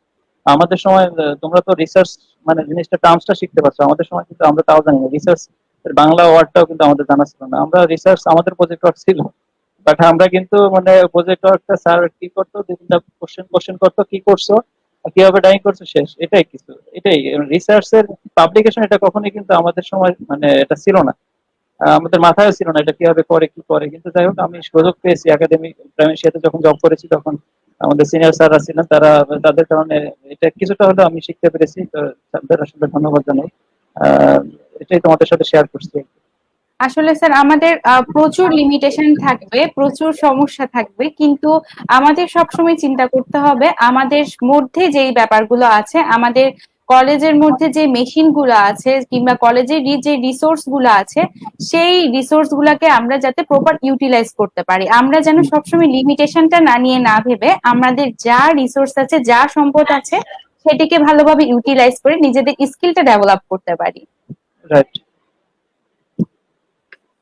স্যার অসংখ্য ধন্যবাদ আপনাকে, শত ব্যস্ততার মধ্যেও আমাদেরকে সময় দেওয়ার জন্য এবং রিসার্চের মতো একটি গুরুত্বপূর্ণ টপিক এত সুন্দর এবং সহজভাবে আমাদের দর্শকদের এবং আমাদের কলেজগুলোর স্টুডেন্টদেরকে বুঝিয়ে দেওয়ার জন্য। আশা করি আজকের প্রোগ্রামের মাধ্যমে, আজকের অনলাইন সেমিনারের মাধ্যমে আপনারা অনেক এই বিষয়গুলো সম্বন্ধে অনেকটা ক্লিয়ার হয়েছেন এবং সীমিত সুযোগ কিংবা আমাদের যে অলরেডি আমাদের যে স্কোপ গুলো আছে, আমরা সেগুলো প্রপারলি ইউটিলাইজ করে আমাদের সবসময় সামনে এগিয়ে যেতে হবে। অনেক ধন্যবাদ। আর আপনাদের এই সামনে এগিয়ে যাওয়ার পথে আপনাদের সঙ্গী হবে সাস্টে ক্যারিয়ার ক্লাব। আপনারা সবসময় ক্যারিয়ার রিলেটেড প্রোগ্রাম গুলো দেখার জন্য সাস্টে ক্যারিয়ার ক্লাবের ফেসবুক পেজ আর লিঙ্কডইন পেজ এবং ইউটিউব চ্যানেলে চোখ রাখতে পারেন। অসংখ্য ধন্যবাদ স্যার, অসংখ্য ধন্যবাদ আপনাদের দর্শক যারা আপনারা এতক্ষণ পর্যন্ত আমাদের সাথে ছিলেন এবং মনোযোগ সহকারে আমাদের প্রোগ্রামটি উপভোগ করেছেন। আশা করি সামনেও আমরা আপনাদের সাথে পাবো। আজকে এই পর্যন্তই। ধন্যবাদ, শুভরাত্রি। ধন্যবাদ সবাইকে। খুব সুন্দর একটা প্রোগ্রাম অ্যারেঞ্জ করার জন্য আমি ধন্যবাদ জানাচ্ছি ফার্স্ট ক্যারিয়ার ক্লাবকে। তো তোমাদের প্রতি যেটা উপদেশ থাকবে, একটু আগে তুমি যেটা বলেছো, খুব সুন্দর কথা বলেছো। আমাদের আসলে সবকিছু আছে, কিন্তু আমাদের যে ম্যান পাওয়ার সেটা ক্রাইসিস, বাট আমাদের যেটা আছে সেটাকে আমরা ম্যাক্সিমাম ইউটিলাইজ করবো। ঠিক আছে, ম্যাক্সিমাম জি স্যার। ইউটিলাইজ করলেই দেখা যাবে আমাদের মানে আমাদের যে গোল সেটা আমরা আমাদের যে লক্ষ্য সেটা আমরা বুঝতে পারবো আর কি। তো সবাইকে ধন্যবাদ। আর করোনার এই সময়ে আবার করোনা বাড়তেছে, সবাই সাবধানে থাকবা, মাস্ক পরবা এবং